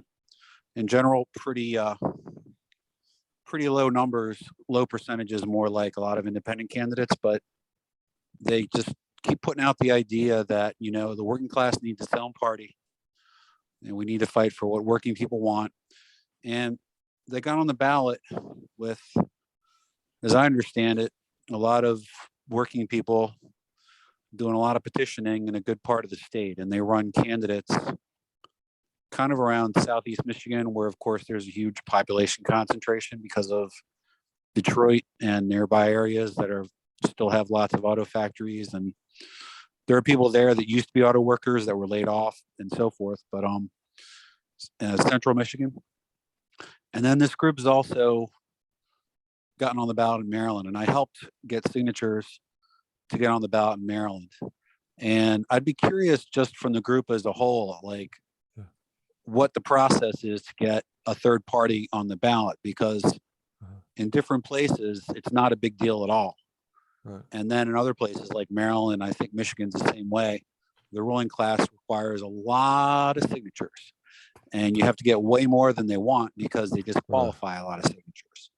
And there's, there's this issue where the Democrats and the Republicans can put any lunatic on the ballot and nobody has to sign signatures. It's like they're a Democrat, they're on. The Democrats ran one of the Kennedy family for office here 10 years or so ago as a governor, lieutenant governor. And she had no personality at all. She made no impression on anybody. It was Kathleen Kennedy Towson. And it was just laughable. It's like, she's a Kennedy, so we're going to use her name, but she inspired nobody. It was ridiculous. So I think there are a lot of different groups that say they're for labor, they're socialists that run candidates. And without going into pluses or minuses or criticism or favoring, this or that other group, I think the working class party in Michigan or Maryland has some experiences that might be valuable to other people on the far left, whether or not they would end up thinking that they want to join the working class party or, merge groups with them. So that's something to consider. Now, I think another thing that's important, going on from making a little blurb about the working class party, to address some stuff just as myself and not being representative of this group. I'm a teacher. I'm a teachers union member, and Randy Weingarten has to go. The union leaders nationally of all stripes are generally criminal as far as I'm concerned. They're worthless and bad. The issue about the unions is something that a lot of people on the far left never get that one piece that many people have brought up here. There's only a certain small segment of our population in the unions. The working class is overwhelmingly not unionized, and we need to address the whole working class. That's the thing the working class party does and other groups do. So I think that's a key thing for any independent working class electoral sort of campaign or position or party. Because there's always a danger of becoming a labor party, as in like the labor union party. And I don't think the resolution somebody mentioned earlier about the AFL-CIO that they made in 2017, I don't think that meant anything at all other than they threw it as a sop to the supporters of Bernie and so on, because they wanted to keep those people in the labor movement loyal. The final thing is, I think the far left is really tone deaf about basic things that the working class is interested in and always misses opportunities. And I'm banging the drum inside my union right now, and I may get some traction on this and be able to do things inside my union to promote the fight against inflation. And this is something that everybody on this call and all the different organizations, and if you're inside a union especially, can bang the drum about. This is one of the ways that we can reach the working class, that nobody in the working class has an issue with fighting inflation. You're not going to find anybody that says, hey, that's a bad idea. And we can also point out that the Democrats way of fighting inflation of like, we're going to raise interest rates a little bit and that's going to cool things off. And yeah, that may happen over time, but Right. it's not an immediate solution. It's not going to put food on the table now. And I'm pretty sure that the way economics works in capitalism is that they could combat inflation doing that. But another side effect of raising interest rates is that tends to decrease employment. So that Right, could right. cause more unemployment. Okay. So those are the points I wanted to make, and I'm finished. Okay, thanks a lot, Alan. So we're going to go back to the panelists, and then we're going to do one more round. If maybe people can keep it to about 2 minutes, and then we'll give the panelists one more whack at the questions, comments, and then we want to bring up Eric's proposal about this conference on running candidates on a common program. Okay, because we want to save some time for that. So let's go back. Ken, I know you had your hand up for your own issue. Maybe you can weigh in to the questions, comments, and then Eric and myself can follow.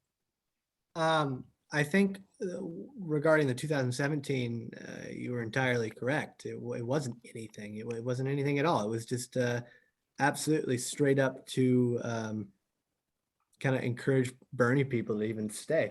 But it did set a precedent. So that's my only point on that. And if you don't think it set a precedent, well, I would just tell you that even from our experience here in Idaho, that's definitely not right. In fact, one of the reasons that our newspaper has been able to do anything is because we're able to go back and be like, well, you said we're supposed to break with the lesser of two evils. You know, it opened the door up for us. And then the other thing I just wanted to say is, I don't think anybody here, I feel like it's a big strong man. Now, nobody's really arguing that. I don't think a single person here is arguing that we should only be within the unions. Nobody here thinks that. So I feel like that we're all, I would hope, God, I really hope that we're all mostly in agreement about the necessity of working within unions.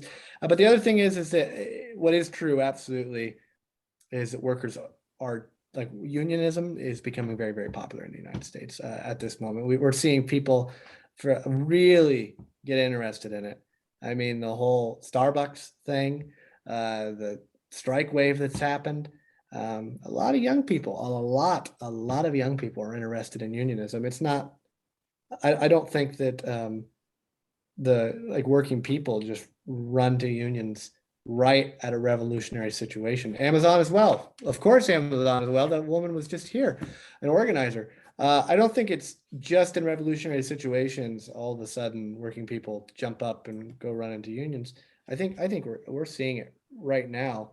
We're seeing a lot of young people who are frustrated, as I said, completely alienated. As I said, and because I'm never going to argue that exploitation is the exact same as it was in the 1860s or something. I don't think anybody is arguing that either.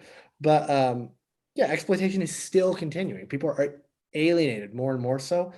And we're seeing young people react to this. So I think the question on unionism, even though I don't think anybody is arguing to only pay attention to the unions, in my opinion, it's incredibly important, incredibly important. Okay, great.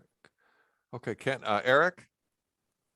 Okay, I'll sort of respond to some of the things Kent says, as well as some of the questions. So, absolutely, Alan, the inflationary situation in the wake of the pandemic is a way that we can uniquely, in this current historical period, make the link between economics and politics. I mean, what is the biggest thing fueling inflation? The biggest thing fueling inflation is the fact that for the past 2 years, the Federal Reserve and its corresponding organizations in Europe, Japan, China, have been pumping money to the capitalist class, like, an emergency IV, except it's made out of money, not blood, and that this money flowing into equity accumulation is spilling over into the real economy. I don't have time to go into why it's doing this in this period, and it wasn't during the period following 2008. But, we can say, look, you want to fight inflation. The simplest way is A, turn off the spigot that is feeding the capitalists, and B, take back that money from the capitalists, the trillions they have stolen from us, who actually fund the Fed, and put it to work in the real economy, expanding the amount of goods available, which also creates jobs for everybody. So, an independent political party could speak to these, core issues in a way that the Democrats simply can't say. They simply can't say, well, yeah, half the bailout went straight to the billionaires and the 1% or the 100th of 1%. I want to agree very much with some things that Ken says in terms of, what is the situation of the working class and especially young people today? It's not only that there is serious privation. You could see it in the food banks that were overwhelmed during the pandemic. But the key thing that differs this generation from my own generation and from generations before is the sense that the society has stopped going forward, that the future is going to be better than the past. That was a very strong sense in the post-war recovery where I grew up and in earlier generations. Now, this has evaporated. It started evaporating in the United States decades ago at the end of the post-war boom in the 1970s. But for the world as a whole, it's only taken place in the past 2 years. You have an increase in the death rate. The population has stopped growing. The population's standard of living is rapidly declining everywhere around the world. And that's indicated in gross vital statistics like the birth and the death rate. We have to give hope that there can be progress, concrete progress, and a program to achieve that progress, which has to be at the expense of the capitalists. And that same process of coming together forms community. I mentioned, my parents' meeting, that sort of community, that sort of organizations in which we substitute for the capitalist organizations that have completely collapsed. That has to be part of building a party, of building an electoral movement, is to build those alternative organizations, to give the community that capitalism no longer does. Capitalism is atomizing everyone. Okay. I want to respond to my comrade Carol Lang about the claim that the unemployed cannot stop production. Jeanette Gabriel, who was a member along with Steve and Eric of the Workers' Democracy Network, did great research on the auto light strike, one of the key big labor struggles of 1934. And in fact, the auto light workers were ready to throw in the towel, and it was the Workers' Alliance, the group, the unemployed workers, who joined the struggle, who kept the strike going, that actually led to that victory. And we have many examples in Latin America, in Argentina after the 2000 collapse. The unemployed movement shut down production by blocking roads and bridges with demands kind of geared toward the state, but clearly played a key role in shutting down production. But getting back to your argument about the future that we're facing of looking at war now and deepening economic crisis and the need to build collectivities of the working class to fight back. And that's why I have, in our terrain of struggle at CUNY in the PSC, and I want to be clear, I'm not giving up on the unions, but our struggle has to extend beyond that. And that's why I have argued and fought for, informed by a Luxemburg analysis, that we need to strike, but we need to have strike demands that bring in our students and the broader working class to win. Because yes, we can shut down CUNY, but that's not going to be enough to defeat the ruling class. We're going to have to shut down New York City, and that's going to take the whole working class, not just the 25,000 faculty members at CUNY. And so that's crucial, where those kind of those demands democratically decided. We need popular assemblies at CUNY and popular assemblies throughout New York to debate and agree on these demands and a program of struggle to win them. So I'll stop there. I'd like to go on a lot more. I was hoping I'd have more questions about our historic campaign and my candidacy, but maybe for next time. So let's take, we've got 3 or 4 questions. If maybe could people keep it to 2 minutes or so, or a little bit longer? I know other people had a lot more. And then we'll come back for one more round, and then we're going to have a discussion about this proposal, which there does seem to be interest, looking at the chat, of this conference of running candidates around the country. So let's go to Alex first. Thank you. Well, first and foremost, I'd like to absolutely agree. Well, with a lot of people, actually, it's like the unions are they are a completely important vector. They aren't the only vector. I agree there. And the other thing too, there was a point specifically brought up on dealing with the bureaucracy, dealing with the class collaboration. I'm a part of the IBEW, and the IBEW was like predicated on collaborating with the bourgeoisie, with these with the electrical contractors.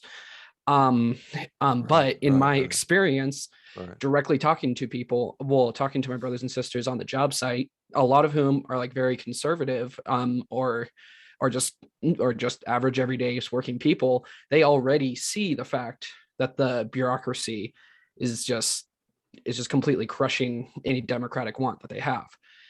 And it's an issue of like I said, common program, and specifically bringing people within the union to be able to run and unseat these bureaucrats. The other question that I would like to bring, as I have a specific question in mind as well, is that it's one of the things that I have seen with a bunch of different groups, that there's a national program, or there's like something that they're pushing for, but if there is no correlating organization, how are those people specifically held accountable? Because we've seen that in DSA, where people say that they're going to run on this program, and then in the case of Jamal Bowman, that was unlawfully detained and is in prison, supported with the Israeli thing. So that's one thing I would love to hear more about once the discussion gets to the point of like the national conference, is how will candidates be held accountable if they do break from that program. And also, but yeah, so that's kind of the summation of my arguments, or my comments, all that finished. Thanks a lot, Alex. Austin? Yeah, thank you. So I wanted to kind of respond and push back a little bit on some stuff I heard about, sort of like, how cadre development is to take place, or like what cadres are capable to do, and whether that's on a full-time paid basis or whether it's on a volunteer basis. I know specifically within the Red Republicans, because of our program, the kind of work, and when I say kind of work, I mean like the scope in which we have to, sort of engage in political action is so vast, and it takes so much time. And the fact that we're also doing stuff locally here within the unions, I myself and many people in the Red Republicans have literally had to cut like working hours that they have at their jobs, just to accommodate the needs of pushing for our program nationally and locally. And so, I think that's a really important aspect that we have to recognize, is that if we are actually socialists and we're advocating for revolutionary transformation of society, the kind of work that it actually takes on a day-to-day basis is so much that the idea that we're going to ask working class people to raise themselves up politically and dedicate themselves to a revolutionary struggle, but it's only on a volunteer basis and they have to try to make it work on their own time. I find that personally, like, it would be off-putting if I tried to tell somebody that, versus the idea that we accommodate them within paid full-time positions, that they can actually engage in this and feel like they're actually doing meaningful work. The other aspect to it real quick is just the fact that I think the quality of the people, the quality of the cadres that we have that push for a program is really important. And I do believe that a full paid time position approach is the only real way you can create real professional revolutionaries that are actually politically capable of pushing for a very, concrete program. So, and then the question I had to the panelists, specifically, we talked about the idea of trying to form a coalition around, how we can bring our commonalities together and forge a common program for a Labor Party. So in connection with that, my question is, what are the non-negotiables? Because, I mean, yeah, we're going to have disagreements around the edges, and maybe it's like minimum demands that we think are more relevant or not as relevant. But the idea of the state, an analysis of the state as socialists, I think is really important. And I kind of view that as a non-negotiable, especially if we're talking about revolutionary transformation. So what are the panelists' opinions or stances on the idea of non-negotiables in an independent revolutionary program in relation to the idea of the state, and also in connection to that, if we have an analysis of the state as a tool for class oppression, what about the idea of building dual power, right? And if we believe in both of those things, that our analysis of the state requires dual power, doesn't that require work within the unions, because the unions can be the true vanguard, labor be the true vanguard of the working class to begin practicing the administration of daily life, right? So that's my question. Okay, Jace. So one of the things that I wanted to mention was in terms of getting people like my age or working class to come in, who are my age being 27. So I guess I would be considered one of the younger people here, who I just came out of college. And so when you have people who are coming from harder backgrounds, or backgrounds that have taken them away from like a lot of like opportunity to do things without money being offered, and also the question of whether the timing of these things. So what a lot of people are working already 2 or 3 or 4 jobs, but you want the people who are going through these situations to be able to do this. So comes between what are the accessibilities of this, like what are the hours of this sort of thing going to be? Could you perhaps have a 24-hour thing going so that people who have day jobs could come at night, or people who have night jobs can come, during the morning, things like that. So like, how do you make it accessible to everyone who has such a different schedule, because while also providing that same community, right? Because part of the problem is you go to work to try to get paycheck to paycheck, and then you go to sleep and you do it again. Okay. So how do you figure out that accessibility need for all the working class? You see what I'm saying? Okay. All right. Thanks a lot, Jace. Steve, we're at 4:30. We got 30 minutes to have a response and then talk about the Eric's proposal. Is your hand from before, or do you have another question? Steve, Dave, can I also get in real quick? Yeah. So we Eric, want to on the queue. prioritize who hasn't spoken. Eric, go ahead. Oh, Eric now? Eric Van de Vetter, go ahead. Yeah. Okay. I'll try to keep it quick.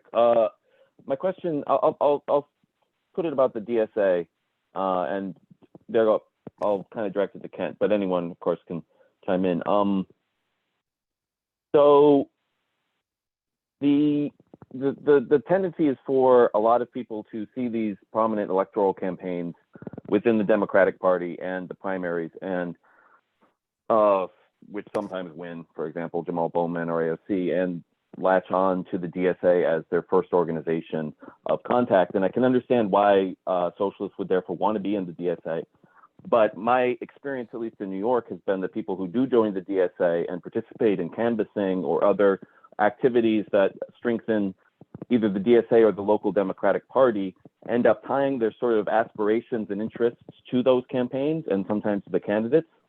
And they end up identifying with those candidates and apologizing for the things that they do. And of course, there's criticisms, you know, we've seen criticisms of Bowman's actions and other things like that. But, and it's not only through the electoral aspect of the DSA. I think a lot of the other kinds of considerations of the DSA lead to people to have more kind of rightward moving direction in their politics. And I think that's because it is ultimately tied to the Democratic Party, and it is in a sense an arm of the Democratic Party. It has a demobilizing function in certain respects. I mean, the Democratic Party, of course, demobilizes across the board, as do labor bureaucracies and NGOs. But I wonder how you handle that, because I can obviously see the value of reaching people who are in the DSA, but I also think it may be an organization that is too much affiliated to the Democratic Party for us to really work with. So thank you. Okay, let's go back to Ken, Eric, and then I'll round it out, and then we'll bring up the proposal. Go ahead. Who is the Ken. name of the last comrade that spoke? Eric Van de Vetter. Eric, okay. Yeah. Well, Eric, you're right. You're just correct. The DSA is a broken and disgusting organization, and the Red Republicans come out of the DSA. Basically what's happened is we were all DSAers. We've come to the realization that this is a terribly broken organization that's tied to the Democratic Party. And we know that if we're feeling this way, some other people within the DSA probably feel this way too. So in 2023, we're going to be at the convention. We're going to run for the leadership. We're going to basically scream our platform as much as humanly possible. And then, because we'll probably be driven out, we'll happily leave. We don't encourage people, like when we're in the unions, for example, we're pushing for a labor party, or like a workers' party, I should say, in the state of Idaho. And we say that the DSA is helping do this, but the DSA is not a revolutionary instrument at all. It's not. And none of us in the Red Republicans view it as being one. And so we don't even encourage it. We're like the anti-DSA of the DSA. Does that make sense, Eric? Yeah, thank you. That's very clarifying. Sorry. Yeah. That's very clarifying. Because I mean, the things that I've said wouldn't make a whole lot of sense if at the end of all this stuff I go, and that's why the DSA is, forward, is the bridge forward. And then on the other thing, just Austin. Yeah, no, I totally agree with you. I personally, and I think Mark's also said in an argument with Bakunin, which I have pulled up because I think it's hilarious. Bakunin really goes on this gripe where he says, well, if there's going to be people that are going to be in the participating in like workers' government, then they're going to be alienated from the working class, and they're no longer workers. And basically, good old, forgive a semi-joke about the DSA. You were saying you're doing a dirty break with the DSA. I think we're doing a little more than a dirty break. I think we're agitating. Sorry, but Marx, to Bakunin, he goes, "You ass," right? This is democratic nonsense, political windbaggery. And it's funny because the whole argument goes really about this idea that like as soon as the working class has political power, or as soon as they're alienated from the workplace and they're no longer being exploited, then maybe they're separated from the working class. And if they're separated from the working class, then maybe their interests, well, in that case, then don't even believe in the dictatorship of the proletariat. But I just say, because you'll think that they'll just be so alienated from the working class. So then they possibly can't be at the head of the administration. Well, no, I don't go that line, and I don't think many people here at all go that line. But I will say that I do believe in the idea of a professional revolutionary, and I do believe that they need to come from the working class. And I believe that the purpose of the socialists is to raise working people up to the position where they can be professional revolutionaries, and there can be revolutionary organizations that can help these people survive, right? Because the whole world's against these people, is against the revolutionary, and there has to be those organs which can, make sure that these people are paid, which make sure these people have a living. I mean, if we want to be a revolutionary, and then at the same time you got to make sure you don't say those things that your boss will fire you for, well, you're going to come into one hell of a contradiction along the way. So no, I totally agree with you, Austin. I think the struggle for a party that can actually have full-time revolutionaries is something that, I want to fight for, and a lot of working people fight for. And that's something within the unions we've even seen where people go exactly the point that was being made. Like, man, like, I'd love to, but like, if I'm going to do all this work, like, I need to be paid. I need to I need to have a living. And when I react to that, I go, damn right. We need to make sure that we have organizations with dues, right? Political program, and make sure that, you can get paid for your work, to make sure that we have an organization that can actually help working people do these things and encourage them. So yeah, I totally agree, Austin. Okay, Eric? Okay, well, let me take the first point is, what level of agreement do we need to have? And my concept of, building a movement, building as a first step this conference, is the minimal agreement we need to what we think needs to happen in the society. Not how we get there, because we're going to have a lot of arguments about how we get there, but what needs to happen in the society. Obviously, Jay pointed out the very short program that we have been fighting for in New Jersey, which is jobs and equal rights for all, a gigantic transfer of resources from the capitalists to the working class, and equal rights for all. So I think that it is a big mistake that many people on the radical left make, is to say we have to agree A to Z. We have to agree A. We have to agree on what needs to be done, what direction the society has to take. And that's what I hope we may have more agreement than we think if we aim for the minimum. Second quick point, absolutely, whoever raised that we need to have discipline, strict discipline to people we elect. We're electing people within a bourgeois capitalist context where we can't recall them. If it was our form of society, we would simply say, well, somebody else is the delegate to the next meeting. Here we are trusting people to represent us, to represent the program. I think it needs discussion, but I certainly would say that we make clear to candidates that if they violate this discipline, they have a lifetime ban on ever running, on behalf of this party, period. It's a strict discipline that is imposed at a much higher level on candidates than on average people, where, they might disagree with this or that part of the program, fine. But if you're elected, you have to say you will vote the way you were elected to vote.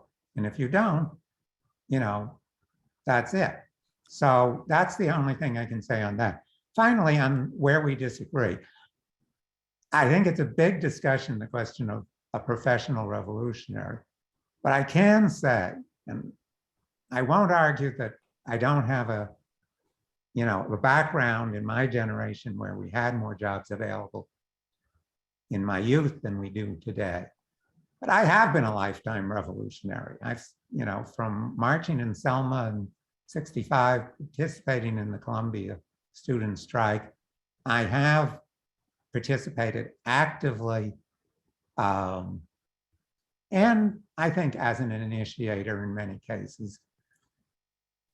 And, I couldn't buy a subway ticket with what I've been paid over that time. So I do think that it is possible. Again, many hands makes light work. If you have a real movement, if you are organizing lots of people, then you can spread the work to the point where you do not need professional revolutionaries. And I think that professional revolutionaries inevitably leads to bureaucratism. But that's a big question, and we don't have to agree on that to agree on a program. Yeah, okay, I'll be very quick because we want to save some time. So with regard to the program that Austin brought up, I would second Eric that, yeah, we've got to agree on what is the society we want, what kind of demands do we have to make to get there, and then some concrete actions that we can agree on. That would be the second component. And we're going to be, if we have this conference, obviously running candidates would be one, but not the only type of action to win the program that we agree on. And then with Alex around internal democracy, again, when I ran for county executive, I was democratically chosen and running on a democratically agreed upon program. Now, if I had gotten into office, yeah, the movement could not reject me if I did a Bowman and just dumped the program and did what I want. But that would be the form of control, as Eric brought up, that you would be expelled from the organization, obviously, which they have not done with Bowman.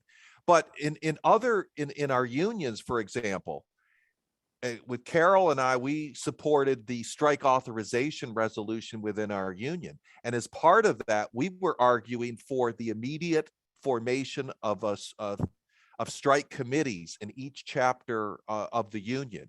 And these would be elected by the membership and immediately recallable at any time. And they would then be sending delegates to higher levels within the union, again, immediately revocable. I think that's the type of direct democracy, rather than the full-time officials that we have that operate like these bourgeois politicians, promise something and then do whatever they want, and there's no really kind of democratic control from the base. So I'll end there. And so we're here we've got about 15 minutes before we were going to end. We might need a few more minutes. I hope people can hang in there, because we are not just a talk shop. Like Rosa Luxemburg, we bring theory and action together. So Eric, could you present your proposal again? Okay, well, as I say, it's really simple because it's just the question of the idea. It obviously has to be organized. And, we'll see, do people think it's practical, it's useful? But the basic idea is to have, in a month or a month and a half's time, in time for this election cycle, a national online conference in which we debate and agree to a platform, a program that candidates can run on all across this country, whatever the particular flag or organization they're running under, whatever it is at the top of the column, that they commit to this program. And it seems to me, the process of agreeing to such a program and discussing it back within our own organizations and among our own networks, and the process of actually having, a half dozen, a dozen realistically candidates who say, we are running on a common platform with these other candidates in other parts of the country. I think that would be a step forward, because I think that if we say, what is the minimum, the key that we can, in principle, talk about that expresses the interests of the working class in the present day, what we want, what direction we want society to go in, that would be a step forward.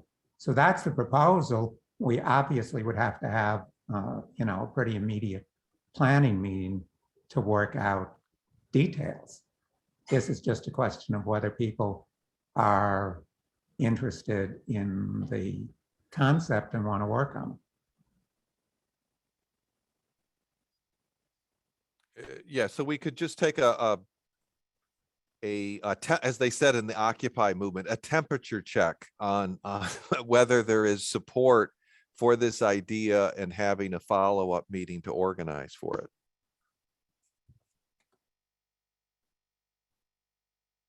So, yeah, you better be more specific. You want people to raise their hands if they Yeah, generally okay, support it? well, that would be, yeah, okay, if people It's want just a question. or Not that, you know, the teach-in is not an organization, so we can't take a vote. It's just a question of people yeah. saying, yeah, I'm interested. I'd come to a Okay. future. I planning meeting. so Kent said he agrees. Zeth, he's posted in the chat box. So either raise your hand or yeah, in the chat box. Wow. Okay. A lot of.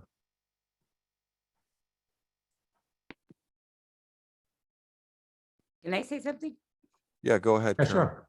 I think it would be a good idea if you would write up some sort of proposal about specifically what you were trying to accomplish, and then send it out to people and let people, if they are in respective groups, to talk about it within the groups and then respond back to you like within a week or something like that, because there are people here who can't necessarily speak for Right. that they belong to. And that would, if I say I agree or not agree, maybe other people in the United Front Committee for Labor Party might think it's a good idea. So I think it would be best for you to sort of write something up and work it out and then send it out to people and then see what they say.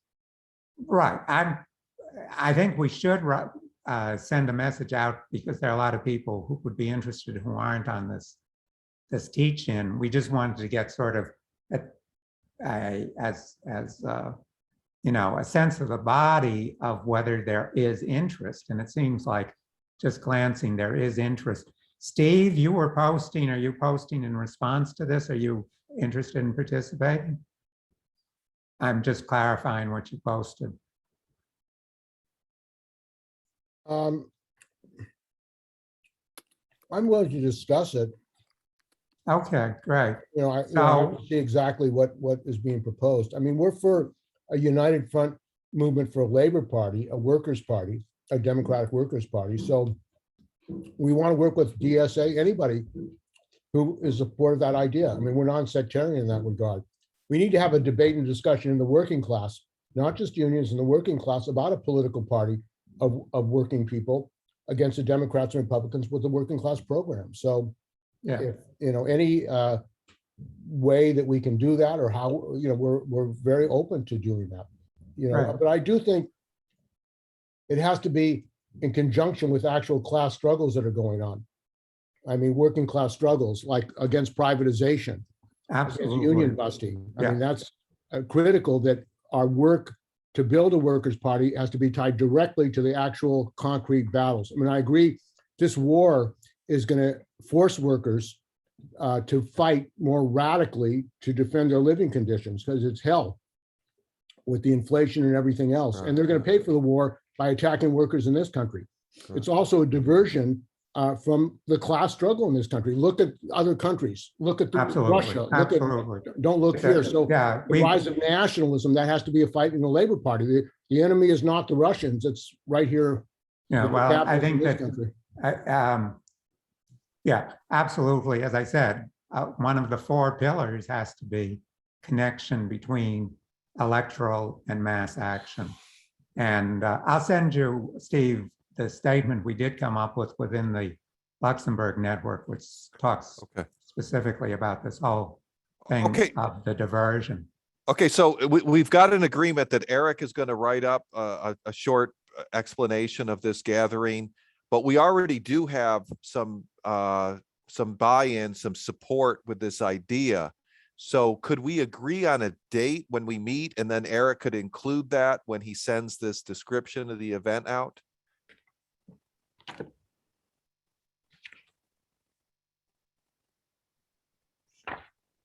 Okay. I think we'd like to do it obviously on a Saturday. And how long in advance? How far in advance? Well, as I say, the clock is ticking, so I think the decision is whether we should go as rapidly as one. This is just a planning meeting, right? Right. So should we go as rapidly as next week or the following week? I would say that those are the two choices. What are people's sentiment? Austin says next week. I might give it as 2 weeks, but next week. If I might just add something, I'm sorry. Sure, go ahead. I think the planning meeting should be like, maybe next week, but since we have such like a rapid deadline approaching, so to speak, it might have to be a couple times a week after the first time. Oh, I don't know. Unfortunately, it's just so. Okay. Well, it depends on how, I don't Yeah, know about it. yeah, we're not.